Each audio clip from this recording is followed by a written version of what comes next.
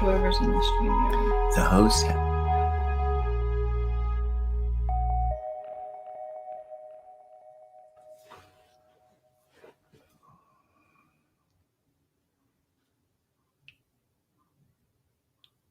Yeah, welcome to my Vibe Rant crew.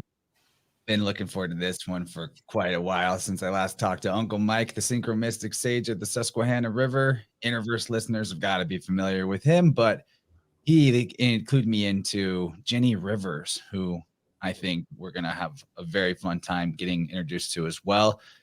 Michael, he's got SusquehannaAlchemy.com and the YouTube channel of the same name. And Ginny has River Song Wellness, where she's offering bodywork, womb craft, and other ceremonial rites of passage, which I think is really cool synchronistic mix with the Matrix demystifier Michael over there, because a womb is a matrix. And the larger reality that we're returning to, in my opinion, is the cosmic womb or the cosmic egg. And I'm really excited to get in here. Welcome to everybody in the chat. There's too many of you to name, but you all know how awesome you are. So let's get going. Welcome, Mike and Jenny. How you guys doing? Chance, thank you for having us. And I don't know if you made this clear to the listeners. Jenny's my girl. I'm hers. So it's like when you listen to our stories together, or separately, like think about how they intertwine, because that's a lot of one of the reasons I wanted to have Jenny on, or why this made sense, is because all of this, it's not just me and her, but all of us who are developing this community right now, we're all blending together what we bring into it. So thanks for having us. That was a beautiful introduction. And now I'd like to pass it on to Jenny so she can say hello herself. Thanks for having me. It's really exciting to be here. I am pretty new to all of this podcasting world, but I've been having a lot of fun in the experiences I've been having recently. And I'm kind of caught off guard by the womb metaphor that you mentioned it even in the description of this talk.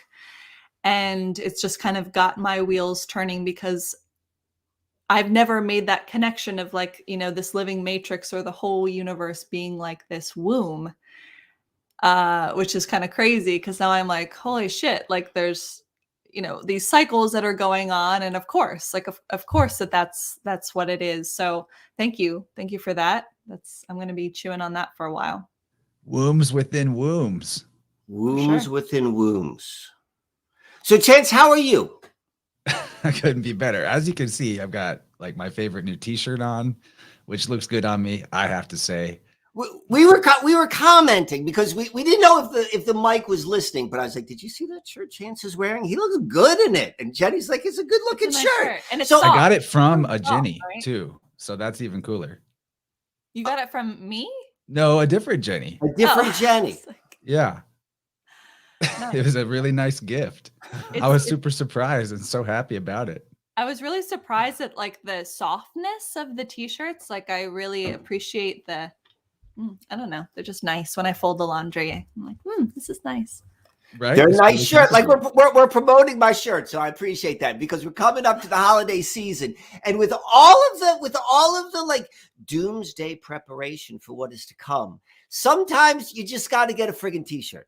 And so if you're that person, and if you're finding yourself that, because they've told us to do our Christmas shopping early. And they even told us last year that last year would be the last Christmas, but we're not going to hold them to their word. And if you don't celebrate Christmas, whatever gift giving you give at the end of the year of the solstice season, the t-shirt is a good possibility. So thank you. Is it really the last Christmas? That's what the Queen said last year. The Queen said that last year. Wow. It was like a big deal. Everyone's like, why is the Queen saying it's the last Christmas? I'm dropping your swag link here. All where right, people can get the same shirt or other gear. Because you also have your own art on the shirts too. There's some of the art. There's a mixed bag. I mean, I'm going to be quite honest. Like I kind of like putting it out there when I was setting up that shop, and I was like, oh my God, there's all these interesting things to do. But at the end of the day, I really just haven't looked at that for a while. But the inventory of the stuff I created, like way before I started talking publicly, that's what the art represents, that period of my life. Like, you know, I think it's some pretty good stuff. And you can see it there, and you can see that on shirts and like little postcards and stuff like that. I think it's cool. So Jenny, what about you in terms of art? What do you like to do as a creative flow states and practices? Yeah, well, you might have seen, I don't know if you saw this on my website, but I kind of got really into these yantras, which I kind of learned what that was and learned how to participate with that, which I think it's like a participatory art meditation tool. So I have those. I mean, that's not something I've just kind of created those for myself and a couple extras for some friends. But in terms of other creative things, I'm actually working on a quilted, well, we're calling it the Star Quilt. So it's the starboard. Whoop, we got a cat catastrophe behind us. But a cat ass trophy. That's what we call it around here. Yeah. We have reasons. One of those.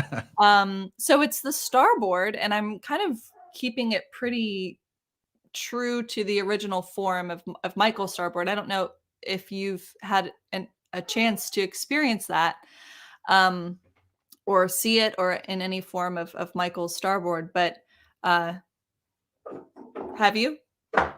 I've seen it and I know the concept, and someday I would like a session, but I will say I've been mega inspired by Mike with the whole 1 foot on the inner world, leaning hard. Here's the next month. I showed you last month when we talked, and it's more elaborate this time. Now I've got transits marked, and it's really, it's like I don't even need to refer to it that much. Once I make the book, it just gives me a reference point and a magical artifact that draws my attention. And like you were saying, I think I have a better feel for where in the sky stuff is going to be at a given night. Whenever I'm out there, I can just kind of feel it. And this is just month 2 of that.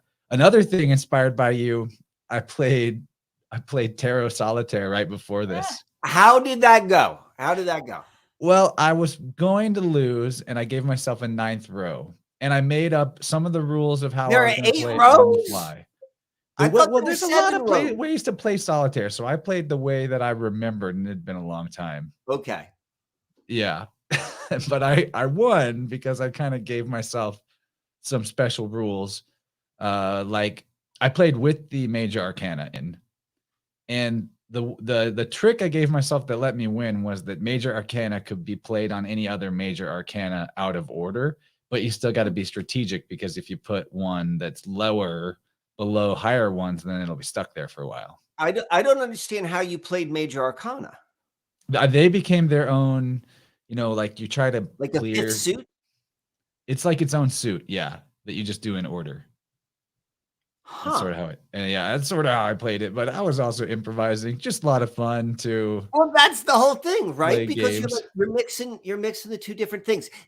What was it like for you? Or this is what was for me. Like I got really tripped up thinking of the tarot, the tarot elements in terms of their corresponding suits and the colors. Like, okay, cups is black.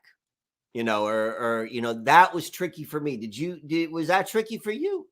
I was pretty ready for that because of just associating the feminine elements with black and the masculine with red. Also, it helps that I have this weird Alice in Wonderland tarot. This isn't one I played with, but this one puts those suits in that order. But it changes things, so it does mess you up a little bit. Like here's the King of Peppermills. It's peppermills instead of wands. It's flamingos instead of swords. Someone gave me this a few years back. It's a really weird tarot. Alice in Wonderland tarot. I like that one. Fun times. Yeah, since we were talking about Queen Lizard Beast, maybe in the chat they're talking about how maybe the reason it was her last Christmas is because she's gonzo, done. That's a rumor that's floating around. I mean, I want to go back to talking about the starboard. So we're going to go and talk about the Queen. Please do, yeah. But I want to go back to that. We're going to be on for a while, so remind us to bring that back up, because there's some interesting things there, and there's some interesting new observations which I want to add to your Moonth journey, which has come up. But let's, so I'm going to apply what we're seeing in the United States. I'm going to be United States centric, of like how they're presenting the Biden character to the masses. Like there's a ridiculousness with it, with the set of the White House.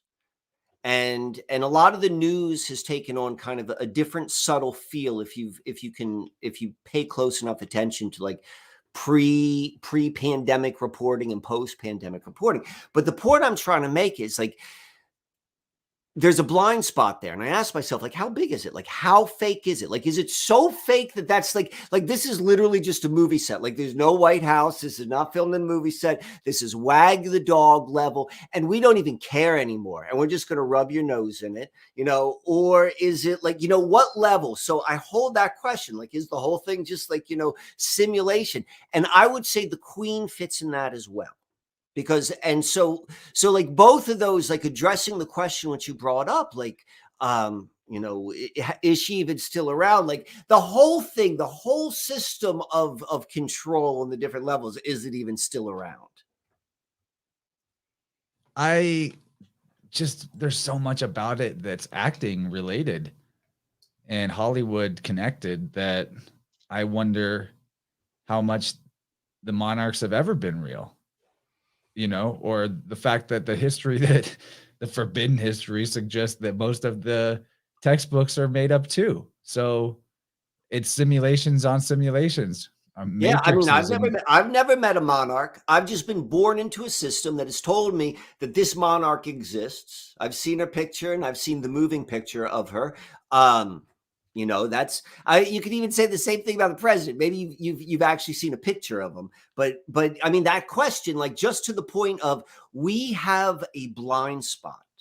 We have a blind spot of the nature of our experience here on Earth, like the whole human experience. There's a blind spot. And what I mean by that is there's something we don't know, because if we knew it, we wouldn't have these questions. But once you realize you have a blind spot, then you have to come to this realization, if you can do it, is like, I got no idea how big that blind spot is. And so these questions which we had, like, is ridiculous or is they may sound like applying like a real question or curiosity is the only way to navigate a space which you have no idea how big it goes. And you can have a lot of fun with it. And if anything, in my opinion, it's like it's in this space where reality is even created. Yeah, hair sniff too, when you look at the photos of him from 2012 as VP hair sniff, and now he doesn't even look very similar. The earlobes are what freak me out. He has attached earlobes in 1 year as vice president and floating unattached earlobes in another. I don't remember which is which, but that always just gave me a serious pause. All right, I'm giving you an up because I just want to jump right on it. But do you have any thoughts on Biden? Because we talk about him all the time. He's one of our favorite like conversation characters. The Fresh Prince of Smell Hair. And so I mean, I don't really have much to say on Biden besides like, yeah, I wouldn't be surprised if none of that was real. Because none of it looks real. Every time we watch the news, it's like a reality like game show, like horror mixed with, I don't know, emotional, I don't know, like the way that they do all of that. But yeah, in terms of Biden specifically, I don't have a comment. So because I like to watch the story. So once you're open to the idea, like, I don't know, like we all know that it's all bullshit, but to what degree of bullshit is like still part of this blind spot area. So I like to pay attention to the news, but mostly because I like to see what they're telling and how they're telling it. It's like, so right now, I don't know how close you are at following this, but in the last week, like the way they began the Biden story, and it was the most ridiculous thing. It was like right after the election, and they showed like the inauguration, and the newscaster, the guy who's like describing the events, he's looking at these beams of light which are coming up from the earth, and this is right after, and particularly with the news base of who's going to be watching, it's like right after the defeat of the old president. There's all this emotion, and this is the president who's received the most amount of votes in history, and this guy is our savior. And this is what they say. They say those lights are like Biden's arms wrapping around the earth with his love. And like everyone's freaking out because you're like, he's the hair snifter. What do you mean he's touching me like that? But then there's also like this ridiculous story of this person that like we've never heard of a president talk in these like emotionality terms that way. Like everything about it was like off and weird. So fast forward to this week. So we've got these two stories, which is what the news is telling you. They're kind of saying this like, or the mainstream like down low, but it's mainstream down low. They're like, Joe Biden shit his pants when he went to the Vatican. And when he went to meet Prince Charles, he couldn't stop farting. Like these are the stories that are out there. So these stories don't just happen. These are like the images of what are being crafted in the minds of people. So when you go and you look at this kind of like mind fuck of like Grandpa Joe who's hugging you, and now he just like has no control over his bodily functions. So that's a story. But the way I see it, this is, if I'm going to go and follow someone else's story, I'm going to add to it. And this is what I've been saying for a week now. It's like, for whatever reason, what seems to make more sense is like, this is it. Like David Icke was spot on with the reptilian interdimensional controlling of the leaders. I'm like, this is what's happening. Like, this is like literally a skin suit, which this entity is able to do. And this is kind of like almost like Simpson-esque, like how the Simpsons would show that alien who's trying to be human, but it's slightly off. And I'm like, that's what Biden is. He's that alien, and they don't even give a shit anymore. That's the alien. So that's the story for me with Biden right now. That's what's been tickling me. I'm really into that subject matter. I was reluctant to look at reptilians as a concept, and then I started reading Pierre Sabak. You heard of him? How's it spelled? Sabak. Sabak. No. Yeah, he's got a couple of really amazing books. The one I'm reading right now is Holographic Culture. Okay. The one I plan to follow up with is The Murder of Reality. And I've been reading, The Murder of Reality. Will you walk us through kind of like what he's writing about, which is speaking to you? Yes, because I think that you'll find this pretty interesting as you're into words, right? And etymology. There's a lot there. And I think what Sabak did was just read dictionaries, English to Latin, or Latin to English, Greek to English, Aramaic, Arabic, Hebrew. And he found these amazing, what he calls polyglottal puns, where concepts have linkages in one language, but they also have that same wordplay in all the other languages. So when we're talking about reptilians or seraphim, there are these words that relate to serpents and reptiles and dragons that also mean watchers, observers, angels, and sailors.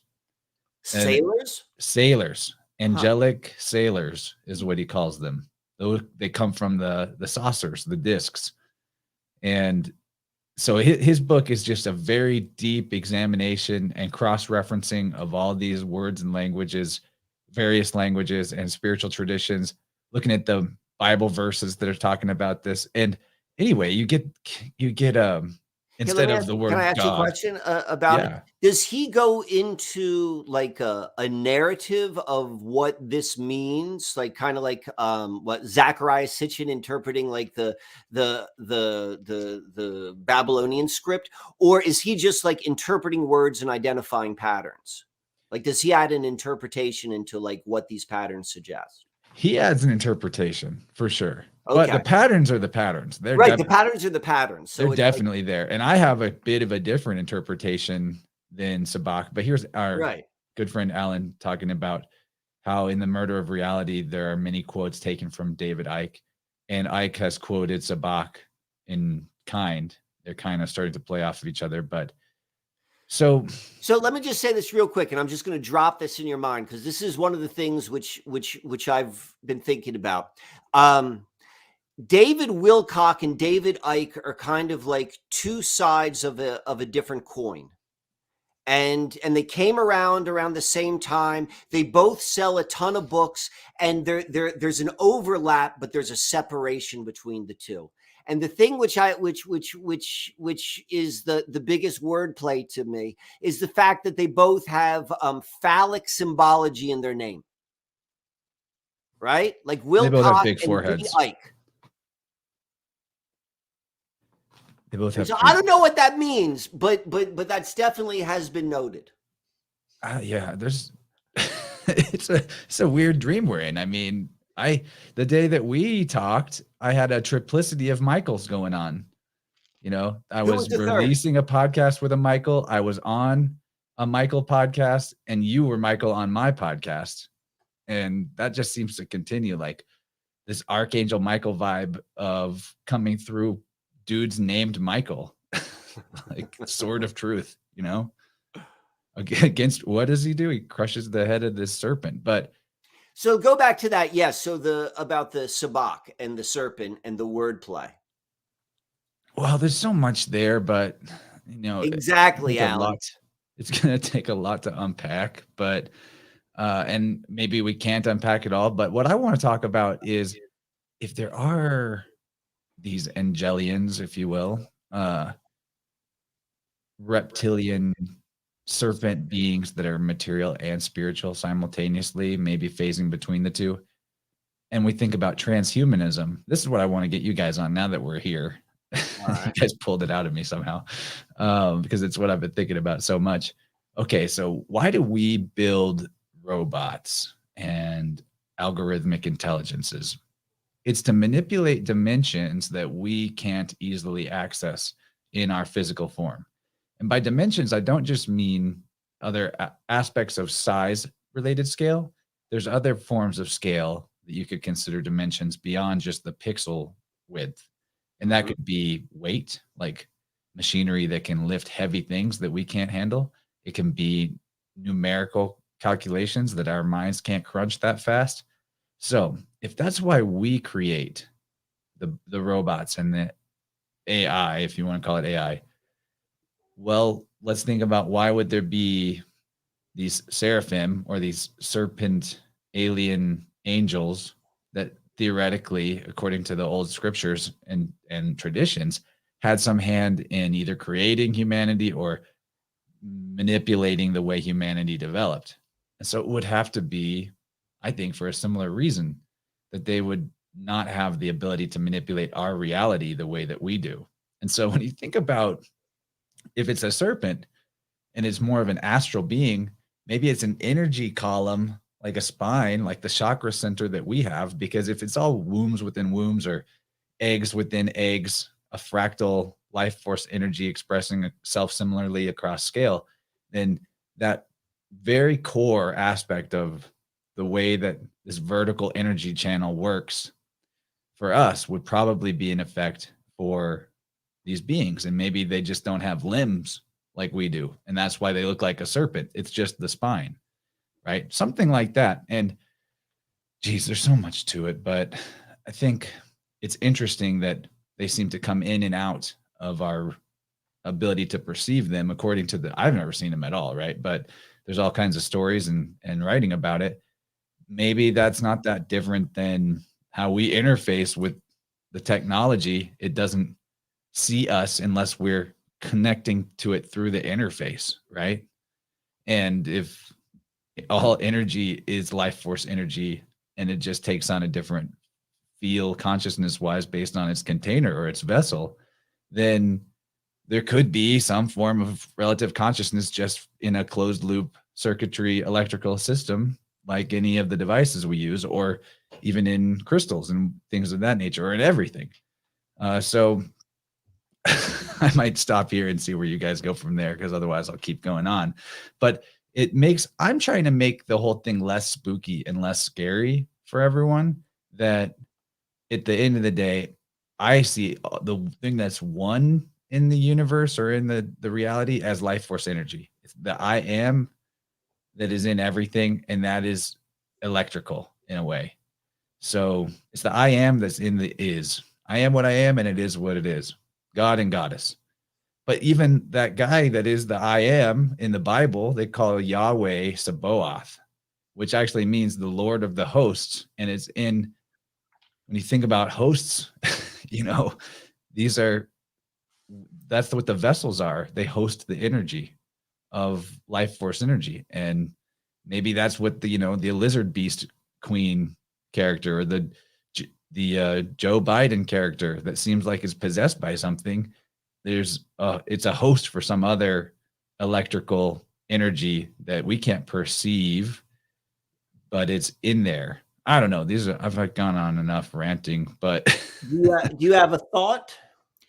Well, to be honest, I don't know very much about lizard people or the reptilians. Like, it's something that I've heard and I've come across. But I draw lizard people all the time, and I'm sure I've come across it.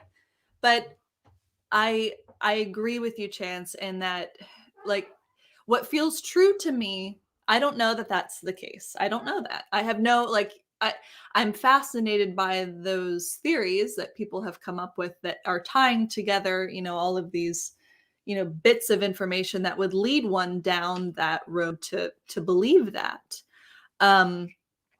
But for me, what feels true is that basis of that everything is part of this oneness. And if that's the case, like, the lizard people are part of this beautiful universe that we're all a part of. So it's an interesting thought to think about, like, okay, well, I know that not everything is good, and I don't think the whole entirety of everything that is necessarily good or bad, but I think that it is an unfolding process. And so if there are these lizard people or reptilians or anything, that's we're part of that too. And again, I see that similarity between us having some kind of relationship with something, with another dimension, like technology or like the internet. And I think it all just does stem back to this desire to realize our godness. And like, that's maybe tied into it, is that, like, these reptilians have forgotten that they don't need to go and take over everyone to be God. I've never heard you talk about the reptilians before, because I always ask, Chance, this is a special night. It's a special night because someone normally doesn't play the reptilian game with me. So now I've avoided it. I've avoided the subject. At this point, because they're telling you the president on national news that the president shitted his pants in front of the Pope, everything is on the table right now. If you can't talk reptilians right now, you can't talk nothing. Okay, so this. Let me. I want to throw this. Is there anything?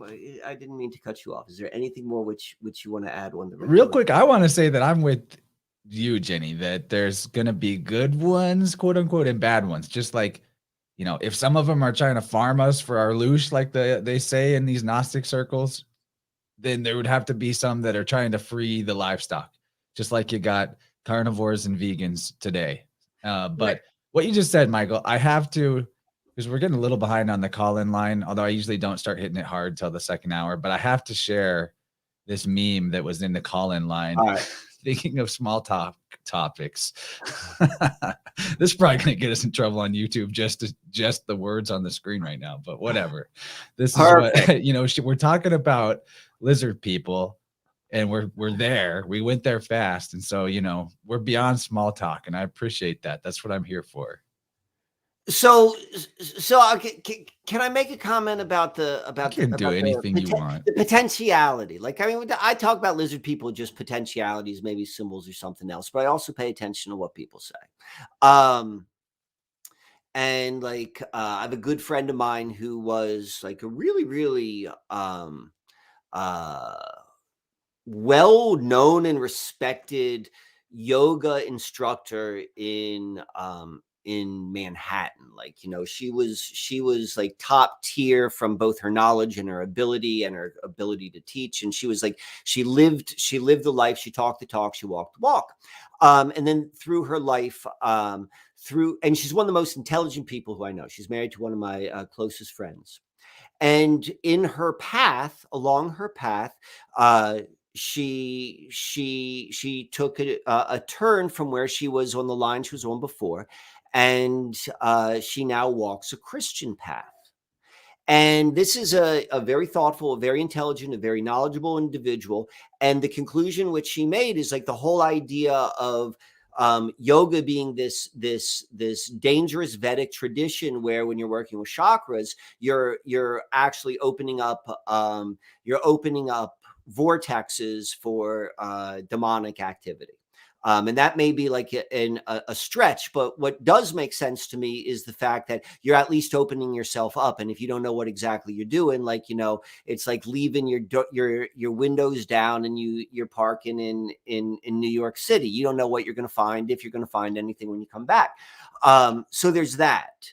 So I want to add that, you know, and if there's such a thing as like a different dimension, that just meaning like, you know, outside of our experience, just like we can see below us very easily, we have to assume within our blind spot that there's something above us. And like, you know, this would be the way which you would access a human being. But this is the question which really makes Mike ponder about the human experience and the human being and like how and what became what we know. We have built into our consciousness mechanism, you know, like how we experience our reality and body and all that sort of stuff. We have an enormous backdoor.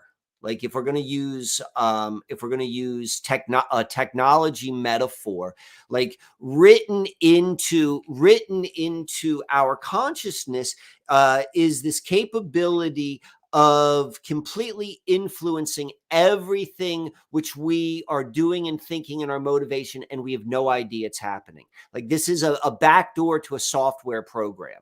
Like when they talk about, yeah, the CIA, they created this program and they left a backdoor in it so that whenever they need to access it, they can get in and leave no trace. Like the human consciousness is designed that way. The human, and if you ask any hypnotist, ask any stage magician, ask any occultist, ask any therapist, like, you know, it's the same model of understanding. There's a huge blind spot which we have for our own experience, our own thinking, and all this sort of stuff. So then the question I ask, and this goes back to the most basically, you know, do you believe the universe is a friendly place or a dangerous place? Is like, who or what designed that and for what purpose? Is this a natural evolution? Is this naturally how we change? Did our environment create that to best serve us? Well, if that's the case, well, how does that best serve us? Were we created for something else? Is there even a black swan scenario? Like, you know, that's what I find is interesting. But I also think that's where the reptilian narrative at least could come into play. Well, I threw this up while you're saying that because you're talking about the back door, and this was shared in the chat Exactly. or the Telegram group by Alan. The triune brain, very interesting. The holy trinity of our gray matter, and if we accept, and I do from personal experience, that life is fractal, hollow fractal, then the fact that our entire brain structure and our thinking is ruled by this reptilian brain stem or base that then grows out towards the neocortex, which is the higher human mind, or you say high, you could say higher or just further out. Like this is almost like rings in a tree, which reminds me of the tree of life or the cosmic egg model, things I'm really into. But then if the reptilian brain is the beginning of that, then on a fractal sense, I mean, maybe that's just metaphysical explanation of that we came, like somehow came from reptile beings, you know. And I don't know, it's interesting. I hadn't really put that together before, that there's and the thing you said about the yoga and kundalini, that's interesting too, because it's depicted as serpents rising and descending to meet each other. And I don't know. I really wonder about that. I think that how I depict the idea even of possession is electrical for me. That I conceive of consciousness as energy, and like water, it takes the shape of its container, its vessel. And that if you have a vessel that's cracked or compartmentalized, where some of that energy is not flowing in circulation with the rest, then like water, you create stagnation. And in a sense, you create a demonic consciousness, because demonic means two or divided. So if you've got a portion of your, and I recognize this because I work in people's auric fields with tuning forks, and I hit the patches of compartmentalized energy. Sometimes it's so stagnant that I'm just doing my thing. I'm moving the fork through the field near their body, and I hit a patch where all of a sudden I forget what I'm doing and I almost fall asleep on my feet. And that's like the most intense version of it that I can hit. And so I know that there's some unconsciousness that comes about from the stagnating of chi when it's stuck in a vortex or a compartment. And that if that energy is still life force energy and thus conscious to some degree, or connected to what we call and what we experience as consciousness, then compartmentalized energy is what demonic entities are, in a way. I mean, this is an oversimplification because there's other aspects to it too. There's ancestral energy. Your electrical field actually connects back to all your ancestors, and there's a part of the biofield that dictates that, or not dictates that, but is that flow. It's actually called the ancestral river. There's a specific part, a little ways off the body on each side. One's the maternal, one's the paternal side. And sometimes I hit those patches, and somebody's grandma will start talking to me in my mind and tell me something like, I passed parasites on to all my children and they need to do parasite cleanse, or things like that. It's very interesting. So my point is that even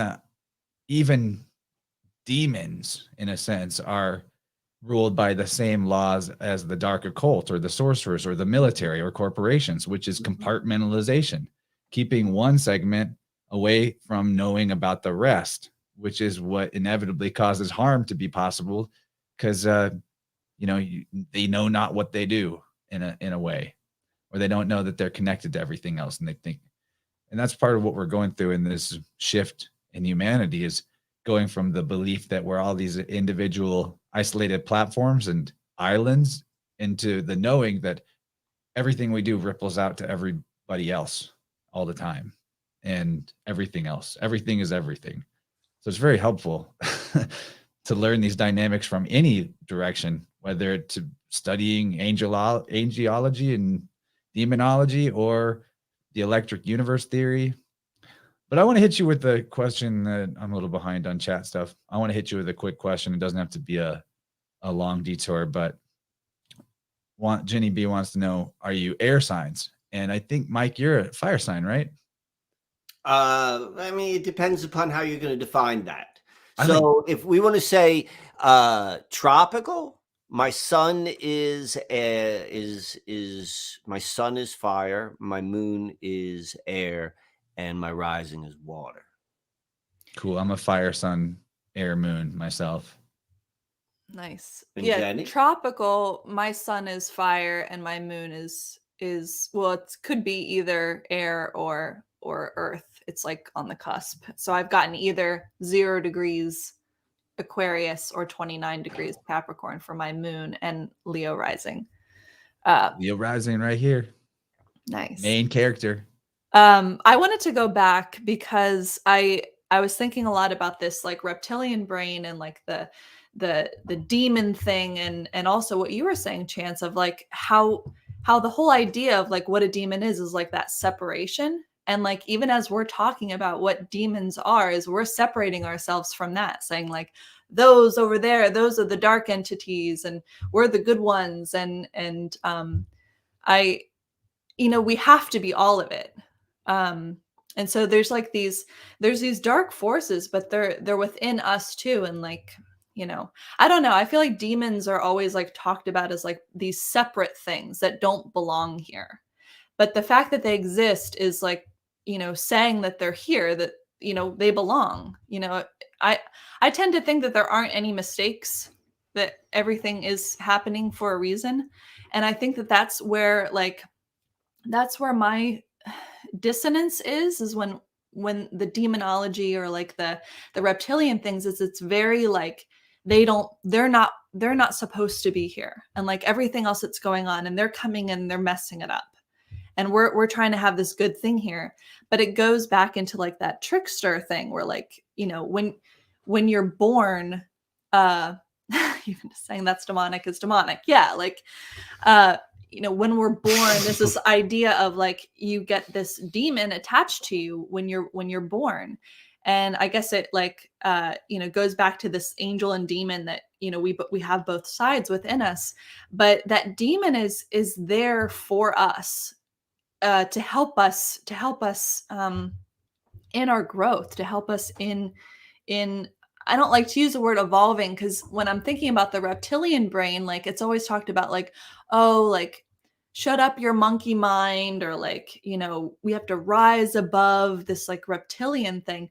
But if you looked at that chart, it's like that's where our like instinctual, like that's our intuition, that's like the deep feminine, that's like the, why would we want to get rid of that? And also too, like the serpent is very much tied into the feminine, and how the feminine has been very much demonized in culture and for so long, and even now today. And so like taking what we don't understand, taking that something that isn't convenient for us, like the feminine, which is always changing and isn't a constant and is constantly going through these cyclical changes that are not that are not convenient for our modern way of living, especially like a linear way of thinking. And so, yeah, I think like the demonization is very much tied into the feminine, in that it's just something that our rational minds are the ones having this conversation, but our intuitive, like unconscious minds are just observing it. Whoa, we got a cat. I feel like there was something else I was going to say about that too. Oh, it had to do with like the yoga thing, which I loved when you told me that story, because it's absolutely true. Like, or I hear people all the time like, oh, I want to, this is closed, I need to like open this up. And I'm like, why do you need to open it? Or what are you allowing to flow through it? If, you know, you open your third eye, or like open up your root chakra, or like whatever that means. And I think it's like it's all tied into this like positive health and wellness type of community or outlook. But sorry, the comments are really distracting, because I'm like I'm trying not to. No, it's okay. I'm like, but I want to read them. But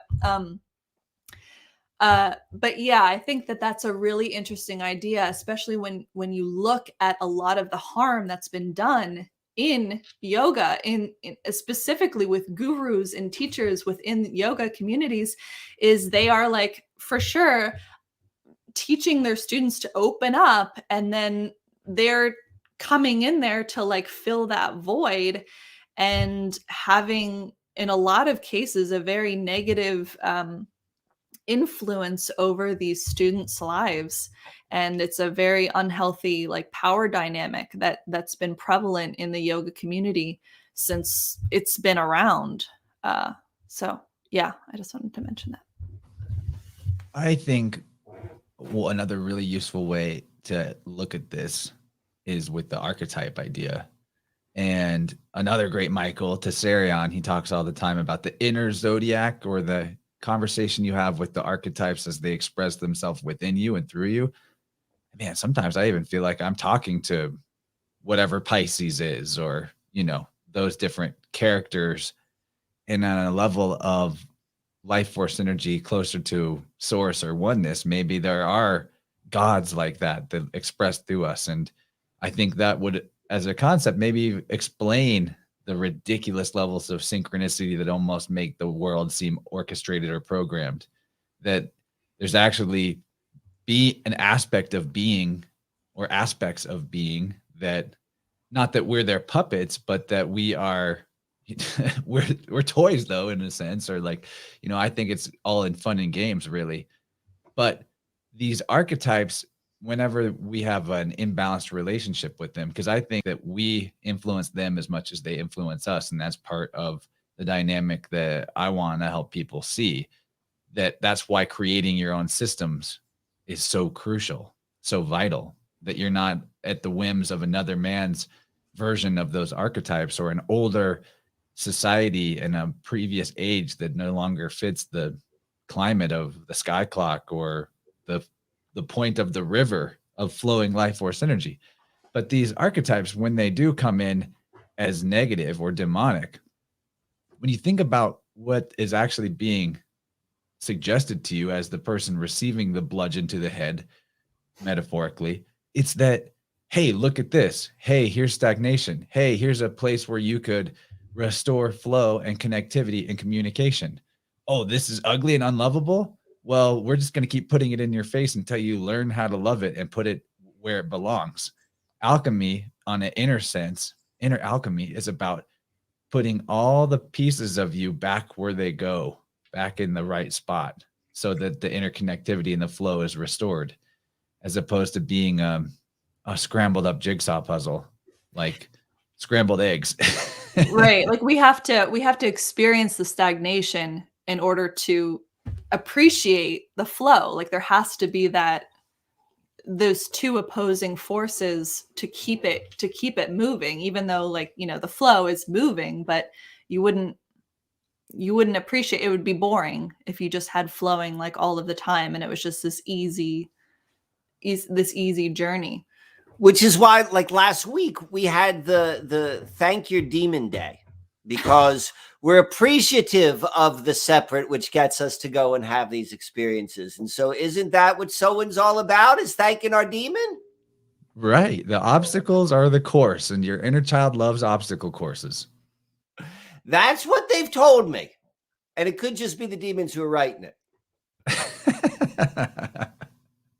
I don't know if we'll ever solve it, and that's part of the fun too. So, can we talk about the moon for a second? We can talk about anything. We could leave this for now or completely. It all loops back. It all loops back. But I think that you and I, we've had this conversation before, and like just recognizing the fact that at least I hold this to the possibility is like, I don't know what the moon is. And I don't know if it's artificial. I don't know if it was an original part of this environment, or if it was added. And if it was added, was it added for my benefit or not? So like all of those sort of things, like I'm aware of that, but nonetheless, like, because I ain't got nothing better going on, like I put a lot of energy into the moon, in the fact that it allows me to energy I would put somewhere. I'm not putting it into a false reality system. I'm at least putting it on the level of false reality, which could create moons. So that being said, that, and we've talked about that. We've talked about, like, the benefit of like just putting your awareness, like what you showed us in the beginning, Chance, of the of your moon, which you drew out, and you're like, I don't even look at this. It's just the process of going through it, which does something to me. So so there was a new observation, a new conclusion, a new awareness, something new about the moon has revealed itself. And I kind of want to share that with you. I'm super in. I've had some realizations about the moon too, or expansions on how I look at it, I guess. Well, and I want to say this before we go there. It's my opinion, and I'm going to talk about this, or we're going to talk about this in maybe in a great deal of detail, which certainly implies the amount of thought and energy which goes into it. But it's my opinion that it's the act of putting your energy into the moon, like it more so into anything which is not within the closed loop system of culture. That's what the value is. So it's not so much like what the specific details are, but the more you learn about something, the more you observe, and the more you can look at it in a different way, all that's doing is fine-tuning your capability of taking consciousness and seeing things differently outside of the dimension of of created ideological reality. All right. Does that make sense? Are we on the same page? Yes. All right. So get a load of this. Guess what's happening? Guess what's happening when there's a new moon? What's happening? How would you describe what's happening when there's a new moon? Well, there's two ways that I might describe it. First of all, maybe it's a new moon because the moon, whatever that is gone, totally gone, and there's something brand new coming later. All right. Like I've been talking that with one was swapped out, and then they put in the new one. Like it's almost like a ball or that goes around and drops down the hole, and then they give you a new one. Like that's one possibility, right? And it's like that 24-hour period. It's like there's a gap. Now, I've also been talking with Benjamin Balderson a lot, and he's got an alchemical perspective on the Earth, Sun, Moon system being a galvanic cell or an electrical battery. And in this conceptualization, he's actually, and there seems to be ways to support this when you start thinking about it that way, that Luna is actually the male and Sol is the female, which is very interesting because the moon, when it is going into the new state, it is transparent or not solid. It's not hard. And then as it fills, it gets hard. And then there's more to it in terms of the idea of it electrically ejecting something as in an anode cathode way it into or towards the sun that's recharging the system, and it's that oscillation. But we'd have to call Ben to get him to explain that more. But we've done some good episodes on that. In a lot of different cultures, it was always that way. Exactly. I want to say maybe Japanese. I know there's like multiple where it was the masculine was the moon and the feminine was the sun. And when we talk about matrix manipulators and Masonic pillars, these are true false systems, and including good and evil and demons bad, angels good, and all of that. So the really wild thing about true false and binaries programming in that way, this is something that Slick Dissident pointed out to me on his YouTube channel. He's in here right now. He's amazing. Gabriel. And he said one time, a long time ago in one of his videos, he was like, with Joachim Boaz or true false, you're either 100% right or you're 100% wrong. And so if just a few foundational ideas are inverted and flipped, then everything you built off of that becomes at best somewhat incorrect, if not totally off base. So I wouldn't be surprised if what is passed for Western esotericism has suffered a lot of those types of inversions in interpretation. Although, just looking at this, that doesn't tell you the gender of it. You know what I mean? That's still open in terms of what it is. But anyway, I find that to be an interesting concept, the gender flip, especially when we see that they do that all the time with the Disney Marvel Thor is a girl now and all of that. They're always flipping genders on us. I like this gender flip conversation. I'm going to finish the moon thing because I'm going to finish that loop, and then maybe we'll go back to the gender flip. That was just my riff kind of on it. But that's interesting because I'm just talking the moon just to start the conversation. But I think that this is going to go to an interesting conversation, and I was unaware of the consistency in a lot of different cultures of the masculine moon and the feminine sun. That's how Tolkien puts it, and I trust him pretty largely. I love Tolkien. Well, apparently everything's gender fluid. That's what they're telling us. So the new moon, like for the most part, like, I follow the moon. I like, I do the maps and the moon and all that sort of stuff. And the more you study the moon, the more you realize you're like, what the hell's going on? What is going on? Why is this so hard to figure out? Or at least that's what went through with me. So this was the first, like the nut that was, or the next step in terms of understanding the moon. And again, this is not so much about what this is, but it's more so about beginning to recognize more so about the dynamics of the environment we're in. So that being said, on the day of the new moon, guess what happens? Like this is like what begets what? The chicken or the egg? I don't know. What begets what? For like, is the new moon caused by this, or does the new moon cause this? Doesn't matter. It's the same thing. The moon and the sun rise at the same time. So the eastern horizon, the moon and the sun. Like typically, like the new moon might be thought of as like, oh, I don't see anything in the sky. Like you don't think about it in terms of like moonrise time and sunrise time and conjunctions. And like that would be the ascendant, you know, the eastern horizon equals the ascendant. So when the moon. This will help you start seeing it that way. Doing this. And so guess what happens when the moon is full? It's on the opposite. It rises when the sun sets. Exactly. I'm very aware of this because my moon is in Libra and my sun is in Aries, which means it was a full moon on the day of my birth. And same for both of us too. Yeah, see, that's special. There's something interesting. Well, and that's what you begin to look at that. And what becomes interesting when you begin to realize that the display of the moon. So the display of the moon in the foremost basic levels is going to be totally dark, totally full, or one half shown, which are called the quarter moons. That's part of the confusion. Is the half full moon is called the quarter. Like that's going to throw people off.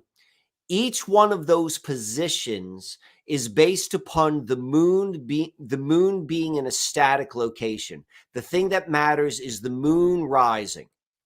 The sun rising is what keeps going round and round. The consistent is, it's like, it doesn't matter where the sun is. It matters where the sun is in general. What matters is where is the sun when the moon rises. So what this does is it indicates that the shape of the moon, like what's solid is the moon, like what's the foundational point, and then what is dynamic or moving around is the sun. That's what creates the change. And maybe I'm stating something which is like, when you think about it, you're like, yeah, of course, that's what's happening.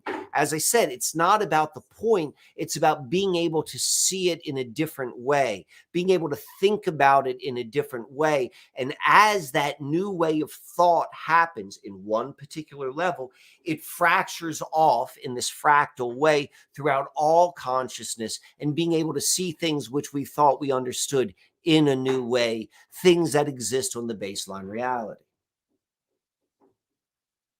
Thoughts? I want Jenny's thoughts on anything that we've talked about. It doesn't have to be on this riff. Yeah, I mean, it's interesting because thinking about, you know, the sun being the thing that changes, and like that's in this case, like would be more feminine, and that it's cycling, you know. When I first heard that, I got to firsthand experience, but also like witness this inner like tension with like changing that like belief system, or like changing that resistance to that, of changing the way that I understand these bodies that we observe. But yeah, and it's interesting when those moments pop up, especially like since I've known Michael. I feel like a lot of things have changed for me in terms of like those old beliefs kind of falling away. But I always like enjoy when that experience can happen, because it even though, you know, we're not saying that we know something, but it's almost like recognizing that how much you still don't know. And yeah, I guess I just appreciate when I can be in that space and recognize the ever unfolding mystery, which is what this is. And if we're going to avoid the yes/no binary or the good/evil, the great model for that is right here. Mm-hmm. What's that card on the other side? Hold on. Should we get? Is that peace? Grace. Ooh. The peace one looks very similar to that as well. Similar. Peace would be the way we talked about peace. Yeah, we talked the about other day. That's a very interesting one. But why I bring that up is just because, you know, we could get lost as a community in a debate of, is it mother, son, father, moon or the other way around. But one thing that happened for me at a certain point of finding balance in my personal energy, restoring the connectivity in myself and being able to intuitively get the messages from my body. Qigong was huge for this. I think it was Qigong that caused this shift, or maybe it had something to do with getting my pH levels right or something. But there came a point where instead of being uncomfortable in winter or summer when it's at the high and the lows, I started to perceive and on purpose try to perceive the cold in the hot and the hot in the cold. And so when it was a really hot day, I would still feel cool and I could be out in the sun. I don't get sunburned anymore. I don't know how to explain that other than it's hitting me different or I'm perceiving it differently. I mean, don't get me wrong. If you threw me out in minus 30-degree weather, I don't know how long I'd make it. I'll be doing Breath of Fire. But my point is that regardless of what the main polarity is of the sun or the moon on a gender level, and gender and polarity aren't even the same thing, but there would be the seed of the other in it too. Just like the masculine has the anima, and the feminine has the animus, right? We have the divine feminine is in the male, it's behind the eyes, and vice versa for every female, that the masculine is in there too. And we, in a alchemical sense, though, polarizing ourselves between those 2 points, like splitting apart our genders and then bringing them back together, is an aspect of the great work and generating the next level of ourself, or birthing out of the womb, right? So it's an interesting time we're in, where these polarizations are constant and extreme, and we don't know what is going to be born out of it. But it does feel like, regardless of why you would call it a new age, that there is some kind of new age emerging, birthing. Anyway, something's happening. Something's happening. Yeah, I mean, I think it's polarizing, but at the same time, like it's confusing, because it's like people are trying to wrap their minds around these two things, and then like making all of these other like side things, and but I think, we're figuring it out. We're figuring it out as a collective, in terms of the, even just with our genders working out. Yeah. And what's all right. I got a good one.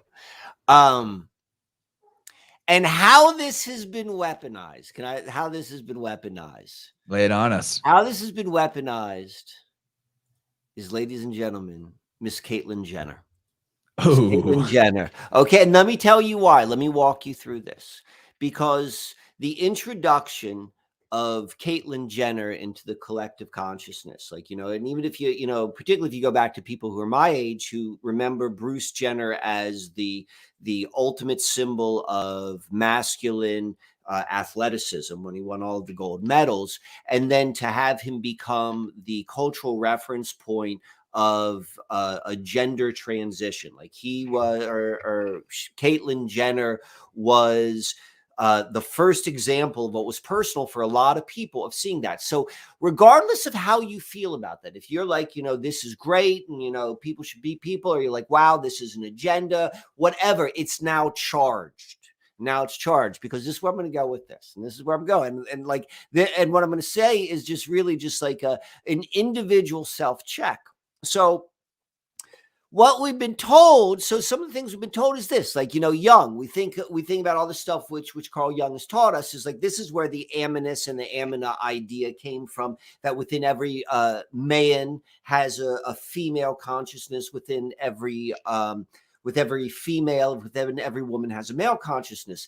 And we see this throughout a lot of cultures too, like, you know, within the shamanistic tradition of like male shamans have to do a part of their life. They like, you know, part of their life is expressed as a female, just as females go through part of their life expressing themselves as a male. And like, just as what you're saying with Qigong, the reason why you balance your energy field with Qigong is because that is the literal manifestation of balancing masculine or yin and yang energy within consciousness and physical form. Like, you're making that link. You're bridging heaven and earth. Are pointing to that, of like going back and forth between like these genders. We're seeing it with the sun and the moon symbology. That's what we're talking about. So that being said, and this is where I'm going with all this. So like, and you don't got to answer this question. Like, and maybe you've already thought about this. Maybe I'm making an assumption. But like, you know, would you consider becoming a woman, Chance? Like, if I just told you that it's part of your alchemical spiritual development, and I can go and I can show you a very strong logical reason where like it makes sense. I need to be a woman in every way that means. I need to express, I need to live life as a woman, and I'm going to go and do that. Like, could you do that now? As simply as the story, the logic which I just laid out, or is now it's a little bit more complex? Because if you were to do that right now, that comes with a whole bunch of societal baggage based upon what's going on in the culture, going back to Caitlyn Jenner. Man, that's a mind fuck. I would feel disappointed if I found out that I really needed to do that, because I feel like I have so much more to do developing into manhood. Like, there was some arrested development there, and I still got, you know, I feel watered down. I look at my dad, his biceps are as big as my head, and his hands are 33% bigger than mine. And then his dad, my grandpa, his hands are bigger than my dad's hands by about 50%. And his biceps are like this. And what did these men do to develop these massive? They worked on a farm. They worked on the land. That's exactly it. I work with some Amish, and I delicate office worker hands. Right, over exactly. Here. Exactly. These delicate. There is something nice about delicate fingers, but you're right. You don't have those. Well, it's true. There's a certain dexterity which catcher mitt hands can't do. But when it comes to just raw strength, like, yeah, they're nice. What are your thoughts? My thoughts on the whole like transgender thing is that, you know, watching this generation take these permanent, making these permanent choices in their body, because internally, like they're sensing this truth, which I think it is true, that like, you know, we do have both within us, and we can tap into these different energies. And they're going to come at different times of our lives, or maybe not in this life and maybe in another life or whatever. But it saddens me, to be honest, to see, because it is like it feels like a mutilation, really, of the body in a lot of ways, to make the body change to suit this like internal changeable thing. So I guess that's my one thing with it, is like, you know, just feel whatever you feel, but don't mutilate the body you've been given, because like that could change. And yeah, but that makes me kind of sad. And there's a lot of instances of like people feeling differently, you know, later in their life, and being like, oh, I wish I didn't go and get my dick chopped off. Right. But there are people that's an authentic path. Like my friend Bradley, I think he's legitimately a two-spirit, as they're called in Native American cultures, and he's got an interesting story. He apparently absorbed a female twin in the womb. His grandfather and family line were super into masonry and did all kinds of rituals with him as a child. And maybe even before he was born, maybe they were trying to invoke or create a two-spirited being. His grandfather did rituals with him when he was a child? Yeah. Like, so he was steeped in occult early on, but he never joined Freemasonry. But he's got this, I mean, he's a homosexual man, but he's also a masculine man, right? So he's embodying both in a pretty equal way, as opposed to what a lot of the pop culture homosexuality is like heavily feminized, but not in a balanced way, like imbalanced feminization, where it's a very crowd consciousness type of thing rather than balanced feminization. But speaking of divine feminine, high priestess Rachel has joined us to call in. I'm really glad because I'm not sure what she's got for us, but she does have a lot of great insight into building her own systems. And we've talked about Michael Wann episodes in the past, Rachel and I. She's a valuable member of our InnerVerse tribe community. So what's up, Rachel? Welcome. Hey, how's it going? I put the call out for call-ins and didn't give you guys the heads up, but the call-in line's open. I left a link in the Vibe Rant Telegram group for people to call in and join. Hi, Rachel. It's nice to meet you. It's nice meeting you. I was really excited about this because I really enjoy everything you've put out and talked about with Chance. And I'm definitely on board and was trying to do my own moon calendar this month. And it was kind of hard to look at. It's easier to vibe it than it is to like put it together visually for some reason. But it's easier to what it? To feel into it. Oh, to feel into it, to vibe it. And to like pay attention to the moon rather than look at my calendar because I'm used to looking at a calendar. But yeah, and I feel like there's been a lot of different like iterations of it too. So, I know that like we've made so many different charts and so many different calendars and different ways of like finding what works. And I think that, don't give up on it. Like just keep trying like different ways to play with it. Cause I don't think it's like a one and done thing. Like just keep. Yeah. And it's the act of doing it. Like the discipline, because it's kind of like it's a pain in the ass, like unless you make like a fun party out of it. But it's like, it's work. It's and particularly if you're particular, which I am. So it's like a lot of work for me, like lining things up. And that's fine-tuning consciousness, no matter how you look at it. If you apply that level of focus, whatever you apply that level of focus to, you are aligning your the way you think, the way you perceive, all of these different things along that way. So when you do that, there's a change that happens on that level as well. And then the fact that you describe it, that you feel much more comfortable on a feeling level, it's like you're balancing both, because people who can feel something, like first, like it's real easy to like, well, I'm not going to develop that other part of consciousness, which is that level of kind of like linear, of form. Mm-hmm. That's what it is. It's form thought with like free thought. And that's where you get your balance. So, I applaud you for giving it a shot. Yeah, thanks. I had a question for you and some ideas to throw away. How much stock do you put in to the mythology and the narratives?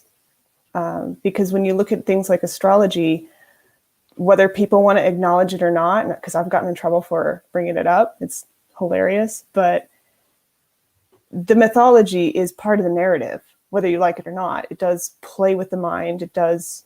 I mean, when people are like, oh, I identify with Lilith, like you're putting that into yourself. So how much stock do you put in that? And do you think like it's worth even reprogramming it? Like some people might feel like, oh, I could just drop all that and it doesn't matter. But the rest of the world is still dealing with it. It's still in the collective subconscious, and you are still going to encounter those things at some point. Like, is it worth shifting those things? Because I've had a lot of fun shifting those narratives myself. Like, instead of Mars, I'm going to put in this deity that's closer to my heritage, because I'm not Greek. But those narratives are so pervasive. Like, is it worth taking the time to do that, do you think? Or is it better to just be like, yeah, I'm just going to not do any of that? Do you want to respond first? Yeah, well, I think, and I know when we've kind of like switched from the tropical to the sidereal, like, I think we've dropped a lot of the mythology in terms of like relating our astrology to the specific signs. And I think that that's been a transition that I feel like I at least have been in the last maybe 6 months of like recognizing the story in the mythology. And also like there's this other thing that's been going on, at least for me, which is recognizing the lineage. So a lineage is just a story, you know, and there's all these different stories, and we can learn a lot from those stories. We can learn a lot from the mythology. But I think right now we have this opportunity to like enter into this like post lineage space. And I think that you're discovering that for yourself right now is like, what's your mythology, or like what's your post lineage astrological understanding of all of these different energies, because that's just like one person's story, maybe multiple people, but that's one interpretation of what Mars is. Where I've been kind of looking at it recently of like just having that more blank slate and seeing what I notice. And, you know, we sit with the starboard every week. And so we're seeing like when the planets are aligned with our own personal planets and our natal chart. And instead of being like, oh, Mars is conjunct my natal Mars, and that means this, just going into it more openly and just saying like, wow, I'm recognizing they're in the same place in the sky. I have no idea what that means. Like there's some other people who say that they know what that means, but what does that mean to me? So I think that's I absolutely feel like we all need to step into our own like inner authority in terms of like trusting what we feel and trusting what we know already within us. So I'm really excited about what you're doing with your understanding. So what do you have to say? I mean, you know, we talk about this stuff all the time. I call it objective astrology, which to me is a recognition that the placement of the planets matter. And specifically like the natal chart, like, you know, the natal chart just being the most literal link between you being born, the most significant experience you have as a human being, which is going from living inside of another human being to no longer living in a human being. No one else, there's no other time in your life you do anything as crazy as that. And there's a time date stamp known by the position of the planets relative to each other and to Earth. And that's your natal chart. And I recognize that as being significant, but then having the openness of saying like, I'm not certain what that significance is. But to me, what I think is important is it as a time marker. So like at the most basic level, it's time marking, like, you know, is, you know, recognizing different transits when planets in real time are touching key spots. Like, I think that having that awareness, this goes back to what I was saying with the calendar. It's the act of it. It's the act of it. So I agree with you. When you are looking at the relationship you have with the heavens, the amount of narrative or mythology you put around it is like, that's just what you're feeding.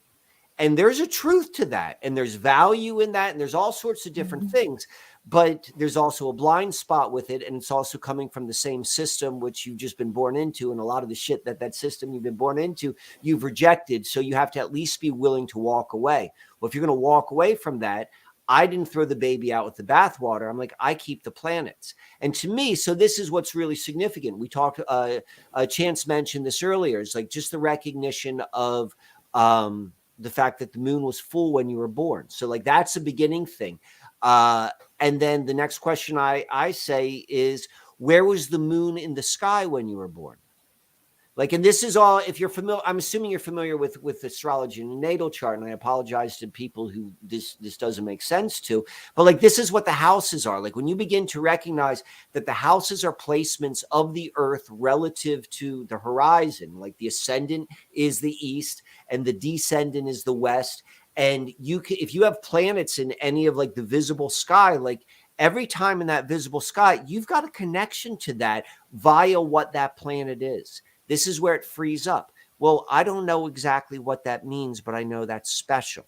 It's special because this is true. And if you can begin to recognize with your own eyes, like Saturn and Jupiter, Venus, and you can see that, and this is we're experiencing this in real time. The more energy we just put into like sitting with the starboard, making it like a ceremonial, which just means we're conscious with it being special, and allowing it to unfold, like all sorts of just interesting things happen. So that's my take on the mythology. And I think Jenny did a great job explaining it as post Lineage. It's like I'm still influenced by all the stuff which I've learned, but now I'm moving off of it.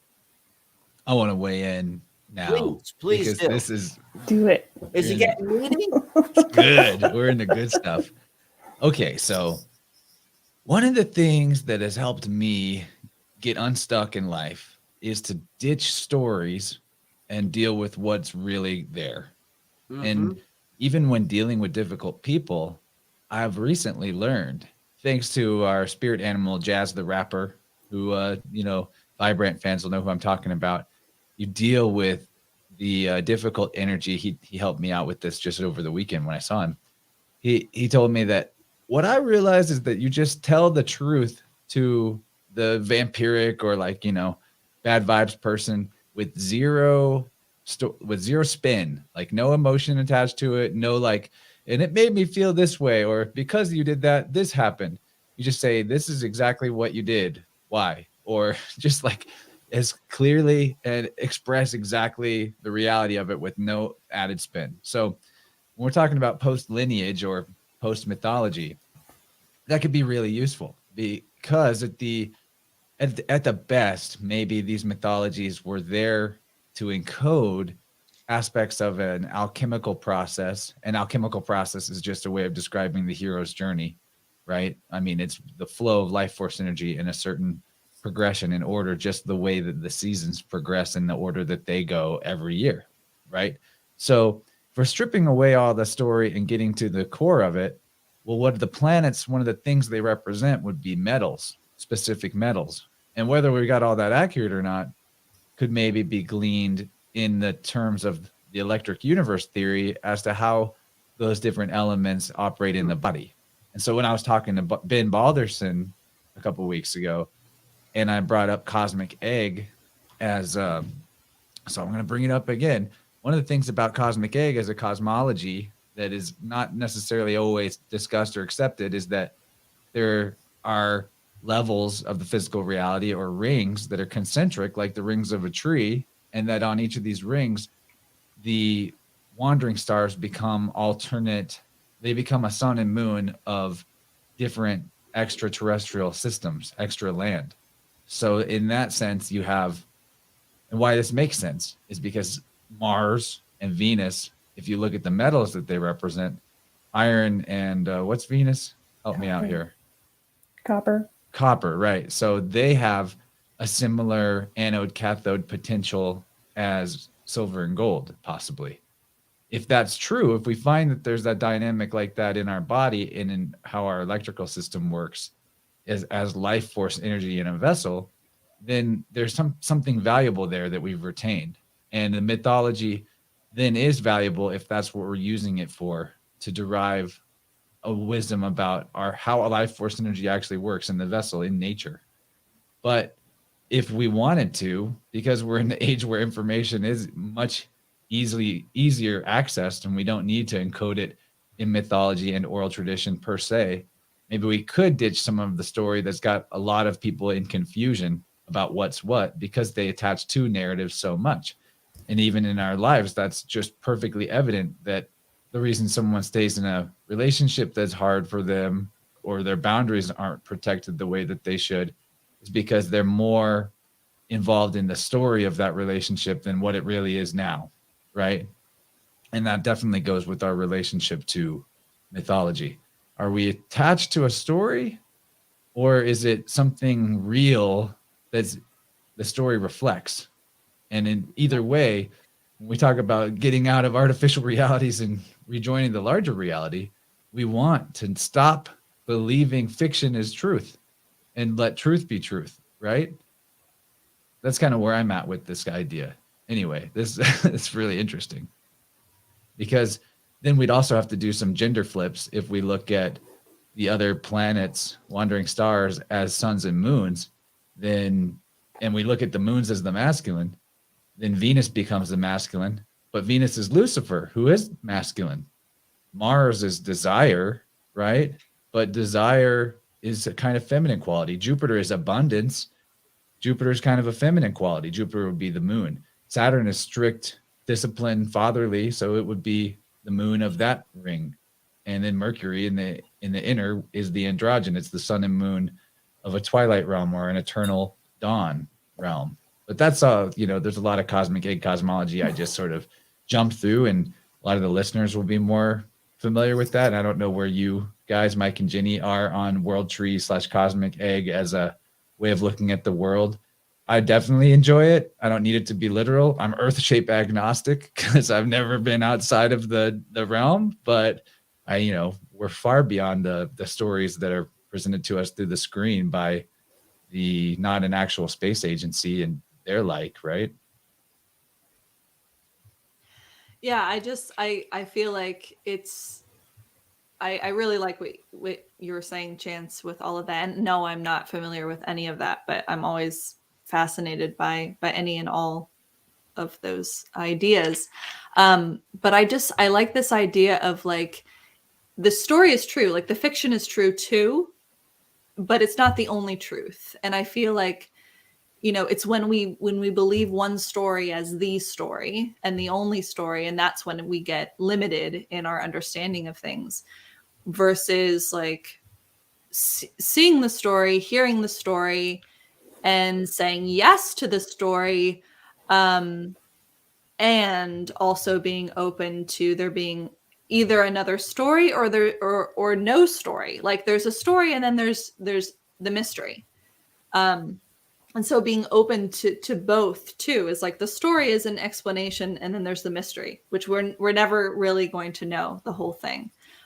So appreciating the stories, but also appreciating the mystery and not having to choose one or the other. And mystery is my story. Mystery, my story. I always like that. It just got hot in here. I'm super hot. It's toasty here. Light. Yeah, we're heating up. Rachel, where are you located? I'm in Denver, or just south of Denver. So I'm in Colorado. You're in Colorado, and Chance, you're in Missouri, right? That's right. I'm in Southwest Missouri, pretty close to Arkansas. All right. So I was right with my memory, and we're in Pennsylvania. I always like to put a point of reference spatially, so we can go and ground these conversations. So did that answer did that answer the question, Rachel? And yes, that was perfect. That was beautiful. A second point too. You wanted to share something. Is that correct? Yeah, that was all fantastic, and it definitely slides into where I was going next. And I've talked to Chance about this, and I finally decided to do it this week. Is redraw constellations. There's one in particular that I kept seeing like over the fall, the past couple months, and I kept looking at it, and I recognized the things around it, and I'm like, what is that? My app on my phone isn't working, so I can't just go out there and like hold my phone up. And I kept forgetting about it, and it's coming up. It's a big one. It's a big deal. And this is the one where I was like, you know what? I'm going to change that one. So this week I dropped a riddle into the InnerVerse chat, and the answer to the riddle is what I've changed it to. So tomorrow I'll drop the constellation and see if that changes people's answer. I can share it. Yeah. All right. I gotta shut my eyes so I can picture it. I like a good riddle challenge. Okay. I think it's kind of easy, but that's okay. It's kind of a setup. If we can't do it after the show, it's easy. Well, when you see the constellation, it might click.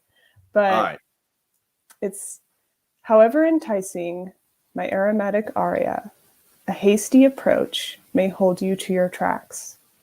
A fearless love clears hindrances. A hearty red rather than bloodshed. What am I?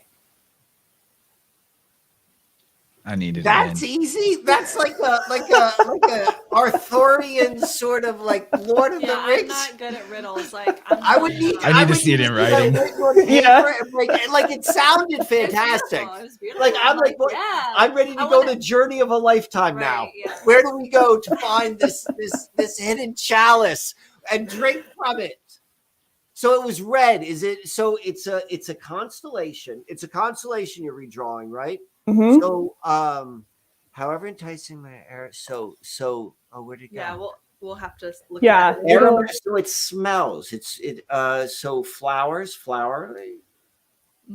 Yeah, but I'm thinking like red. I mean, my Or something first with a initial thought rose? is like menstrual blood, but I always think that's. Oh, here we go. A fearless love. Is there a menstrual blood constellation? I don't. I just, there's I don't there's gotta remember be. that one. If there's I'm- not, there will be. This wasn't given as a clue, but does Like it have to do with this is the new redrawing. Does it have to do with the royal stars changing their domicile, the constellation they're in? Because that's a very interesting topic That's that a you and big- Gabriel have been talking about. Yes, we should talk about that. That is part of the motivation, because I love that we're in a mutable time, that it's shifting into mutability, because if you can't feel the tension in the earth, then I don't know what you're on, because the fixed is just over. People are so over the fixed qualities of life. And I love that everything is now like shifting into mutability. So Mike, Jenny, I don't know if you guys are on this train of thought, but there are 4 royal stars that delineated the fixed signs of, let's see, Taurus, and now I'm testing Leo, myself, Scorpio, right? We're talking Leo, Scorpio, yeah, Leo, the 4 evangelists, right? Leo is in there, and Aquarius. And they've been slowly parallaxing into different constellations. And in 2012, the 4th of these royal stars left those original 4 evangelist characters or constellations. And so Leo Regulus was the last one to leave in 2012. It moved into Virgo. So all of the 4 royal stars are now mutable signs. Am I correct? Did I get all that right, Rachel? Mm-hmm. You are correct. So what's that mean? That means active transformation. It means transmutation. Cardinal is like, let's go, let's do it. But that's how you build something that's fixed.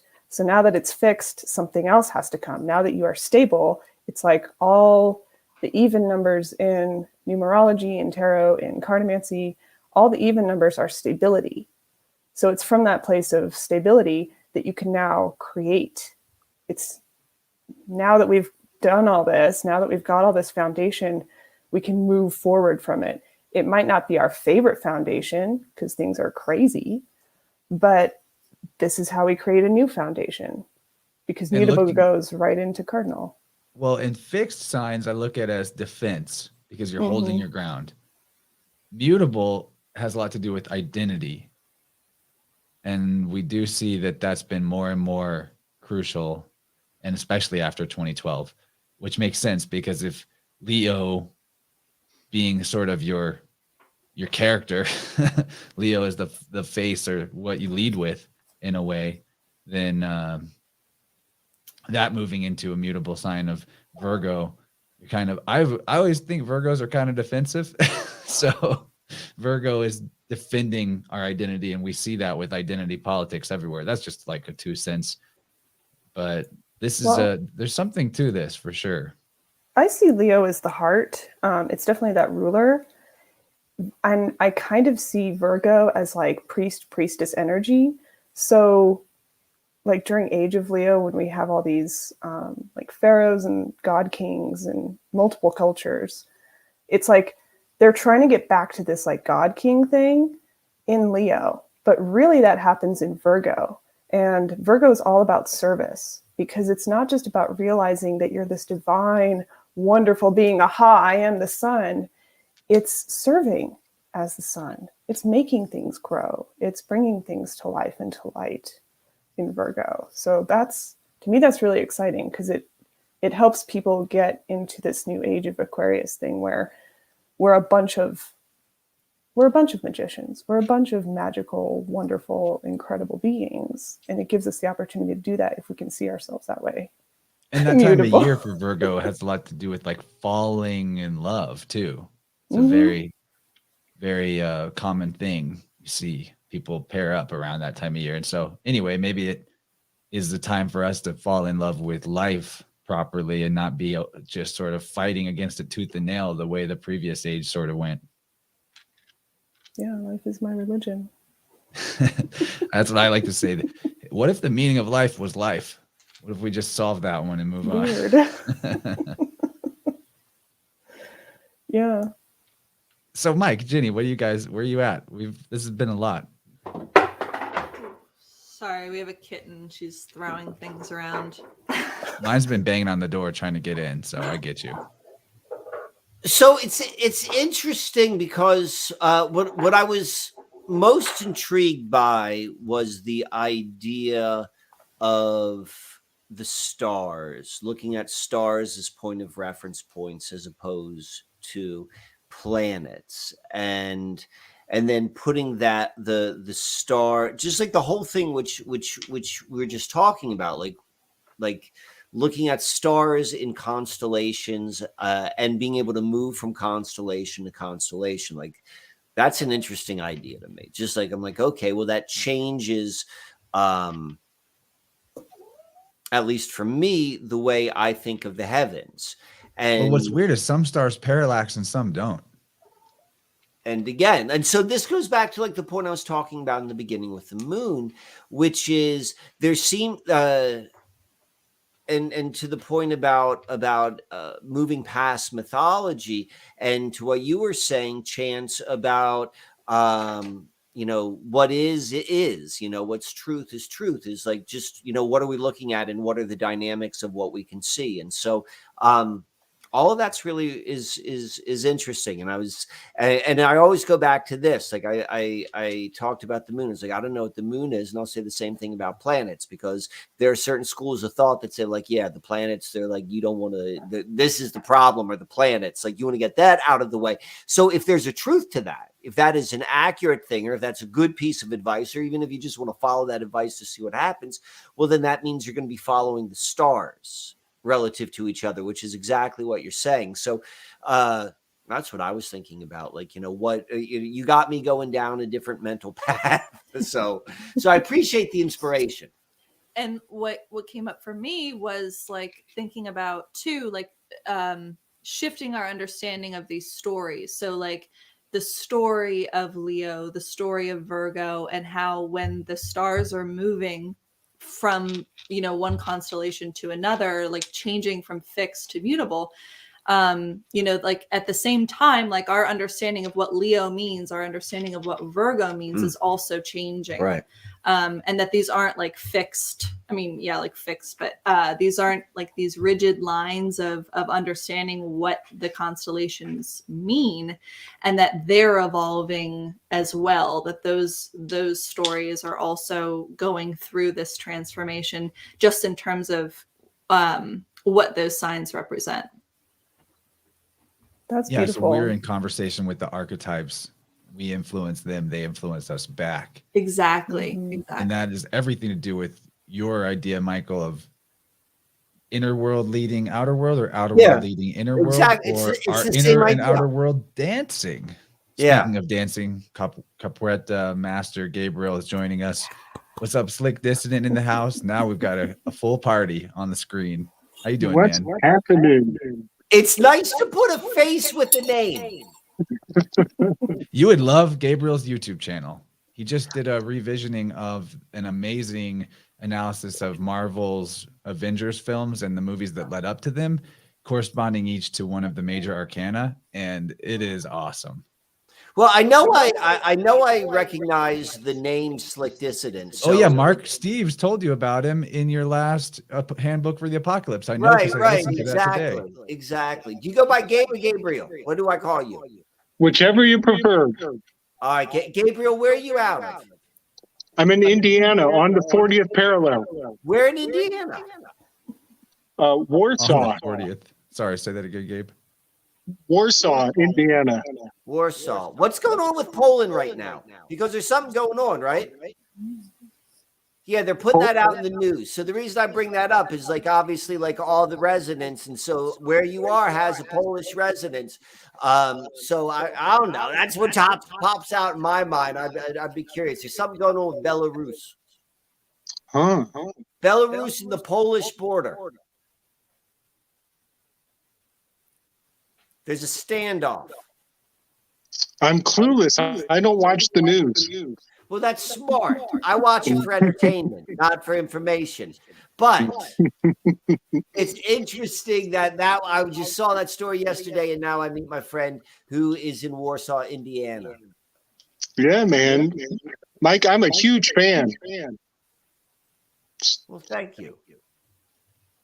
Is And my this is Jenny over here. Jenny, this is Gabriel. I don't know if you met Rachel. Obviously, you know Chance. Oh yeah, Gabe and Rachel are close collaborators in research. Oh, this is fantastic. This is fantastic. What do you guys research? You said like you did the video on the different versions of the archetypes of the tarot, whatever, with the Marvel. Yeah. What are some of the things that you've gotten up to that have made their way onto your channel, Gabe? Tell us about that. Well, essentially, I've been focusing primarily on the major arcana, and I found so many things just in that layer that I'm a little afraid to get into the minor arcana.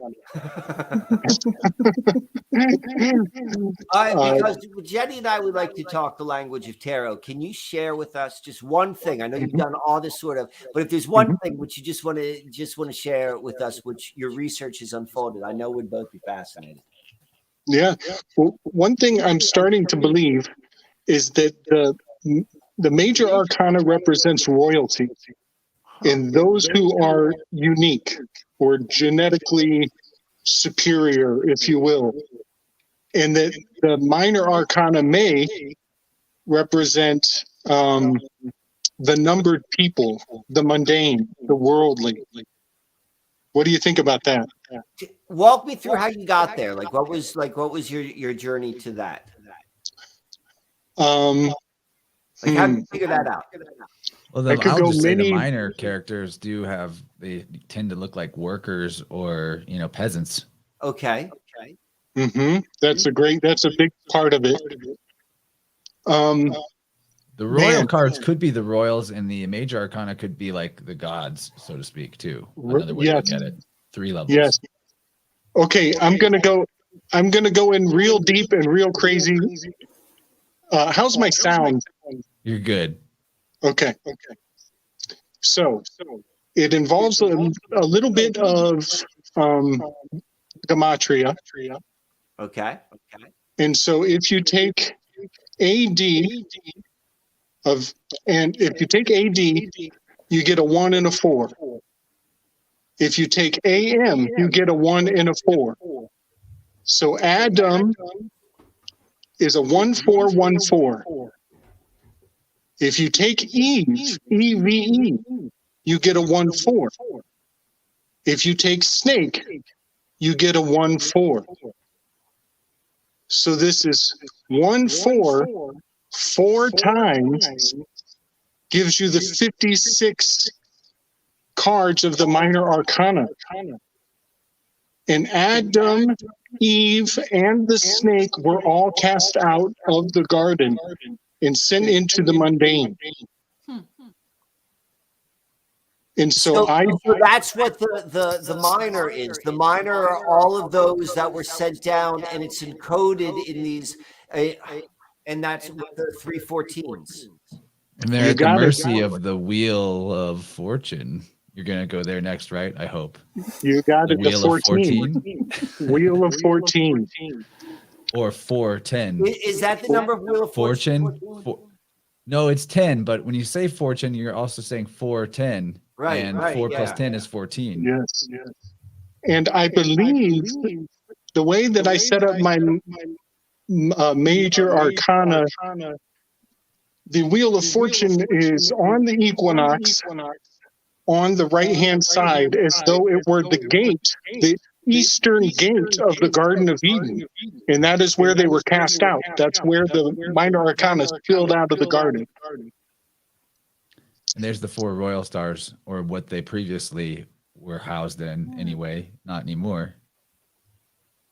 You got it. So in the corners. I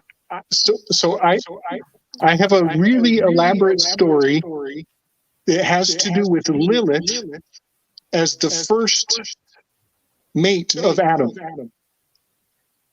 And I believe that this is all very much Ralph Ellis oriented mythology, but I believe that Adam was supposed to breed with Lilith, and she was, you could say, Anunnaki, you could say she was the choice bloodline, royalty. She had the divine right of rule. The grafted bloodline is what Sabak calls them. Yes. And that's why they have the rose symbolism, because the rose is one of the easiest of all plants or flowers to mix up the genetics, to graft one to another. Nice. And even in the words, like sub rosa in Latin means hidden, under the rose. Yeah, There's buddy. more to it, but just a few pieces there. And you, I think, Mike, you brought this forward, that lily, the lily flower is the Mayflower. That the Mayflower is the lily flower. And so technically the May sons might be exalting the royal bloodline of Lilith. And that Adam and Eve, according to Ralph Ellis here, Adam and Eve were cast out and may have gone to Scotland and started the Scottish Rite Freemasonry, and their daughter Scota may be the queen of the Scots. And so I know I'm going all over the place. I'm sorry, my audio is a little messy here. But essentially, I think that the story of Genesis takes place in Egypt, and Adam, who may have been Akhenaten, was supposed to mate with a royal, we'll just say an alien bloodline, a gifted bloodline, and he ended up falling in love with somebody he was not supposed to mate with, and they were cast out for it. And they went out into the world and started a new mundane bloodline. Where do we fit in? Well, that's a great question. I think we'd have to talk to the Vatican and the Mormons to find out where our birth records kind of put everybody in their place. So, according to some sovereign information, the birth certificate with your feet, some believe that if your right foot is forward, then you are of the mundane. You are not of the elite bloodline. And if your left foot is forward on your birth certificate, then you might be royalty. And the value of your birth certificate may be higher. Does that tie into blood type too, Gabe? Yeah, I was going to ask about like RH negative. Raise You your got hand it. if you're negative. I don't I have think I'm positive. I don't know. Yeah, so what are your thoughts on that, Gabriel, like in terms of positive, negative bloodlines? Here we're dealing with the 50-50, right? You're either 100% right or you're 100% wrong. So there seems to be, apparently the chat is saying that there's an echo for the listeners. And I don't know if which one that's coming from, but if everyone is capable of maybe muting when they're not talking, that might solve it. I have to play producer for a minute. Sorry. Here we go. I just got echo cancellation. Okay, maybe it was you because you're the newbie to the group, and maybe we don't have to mute everyone else and they can hear our cackles and our spontaneous laughter. Okay, cool. Is that better? Is that better? Yeah, your face froze, but it's a funny face, so we'll keep it. And I think everyone else is safe to keep playing the way they've been playing. Snake Jones says Plato's Cave has an echo. A good one. Yeah, wow. Interesting place to go. And I'm sure that a lot of what Gabriel is sussing out, is from the work that you and Ross Bin collaborate on. I know that I personally found the Ballin' in America series to fit very nicely with the America is Egypt hypothesis. Yeah.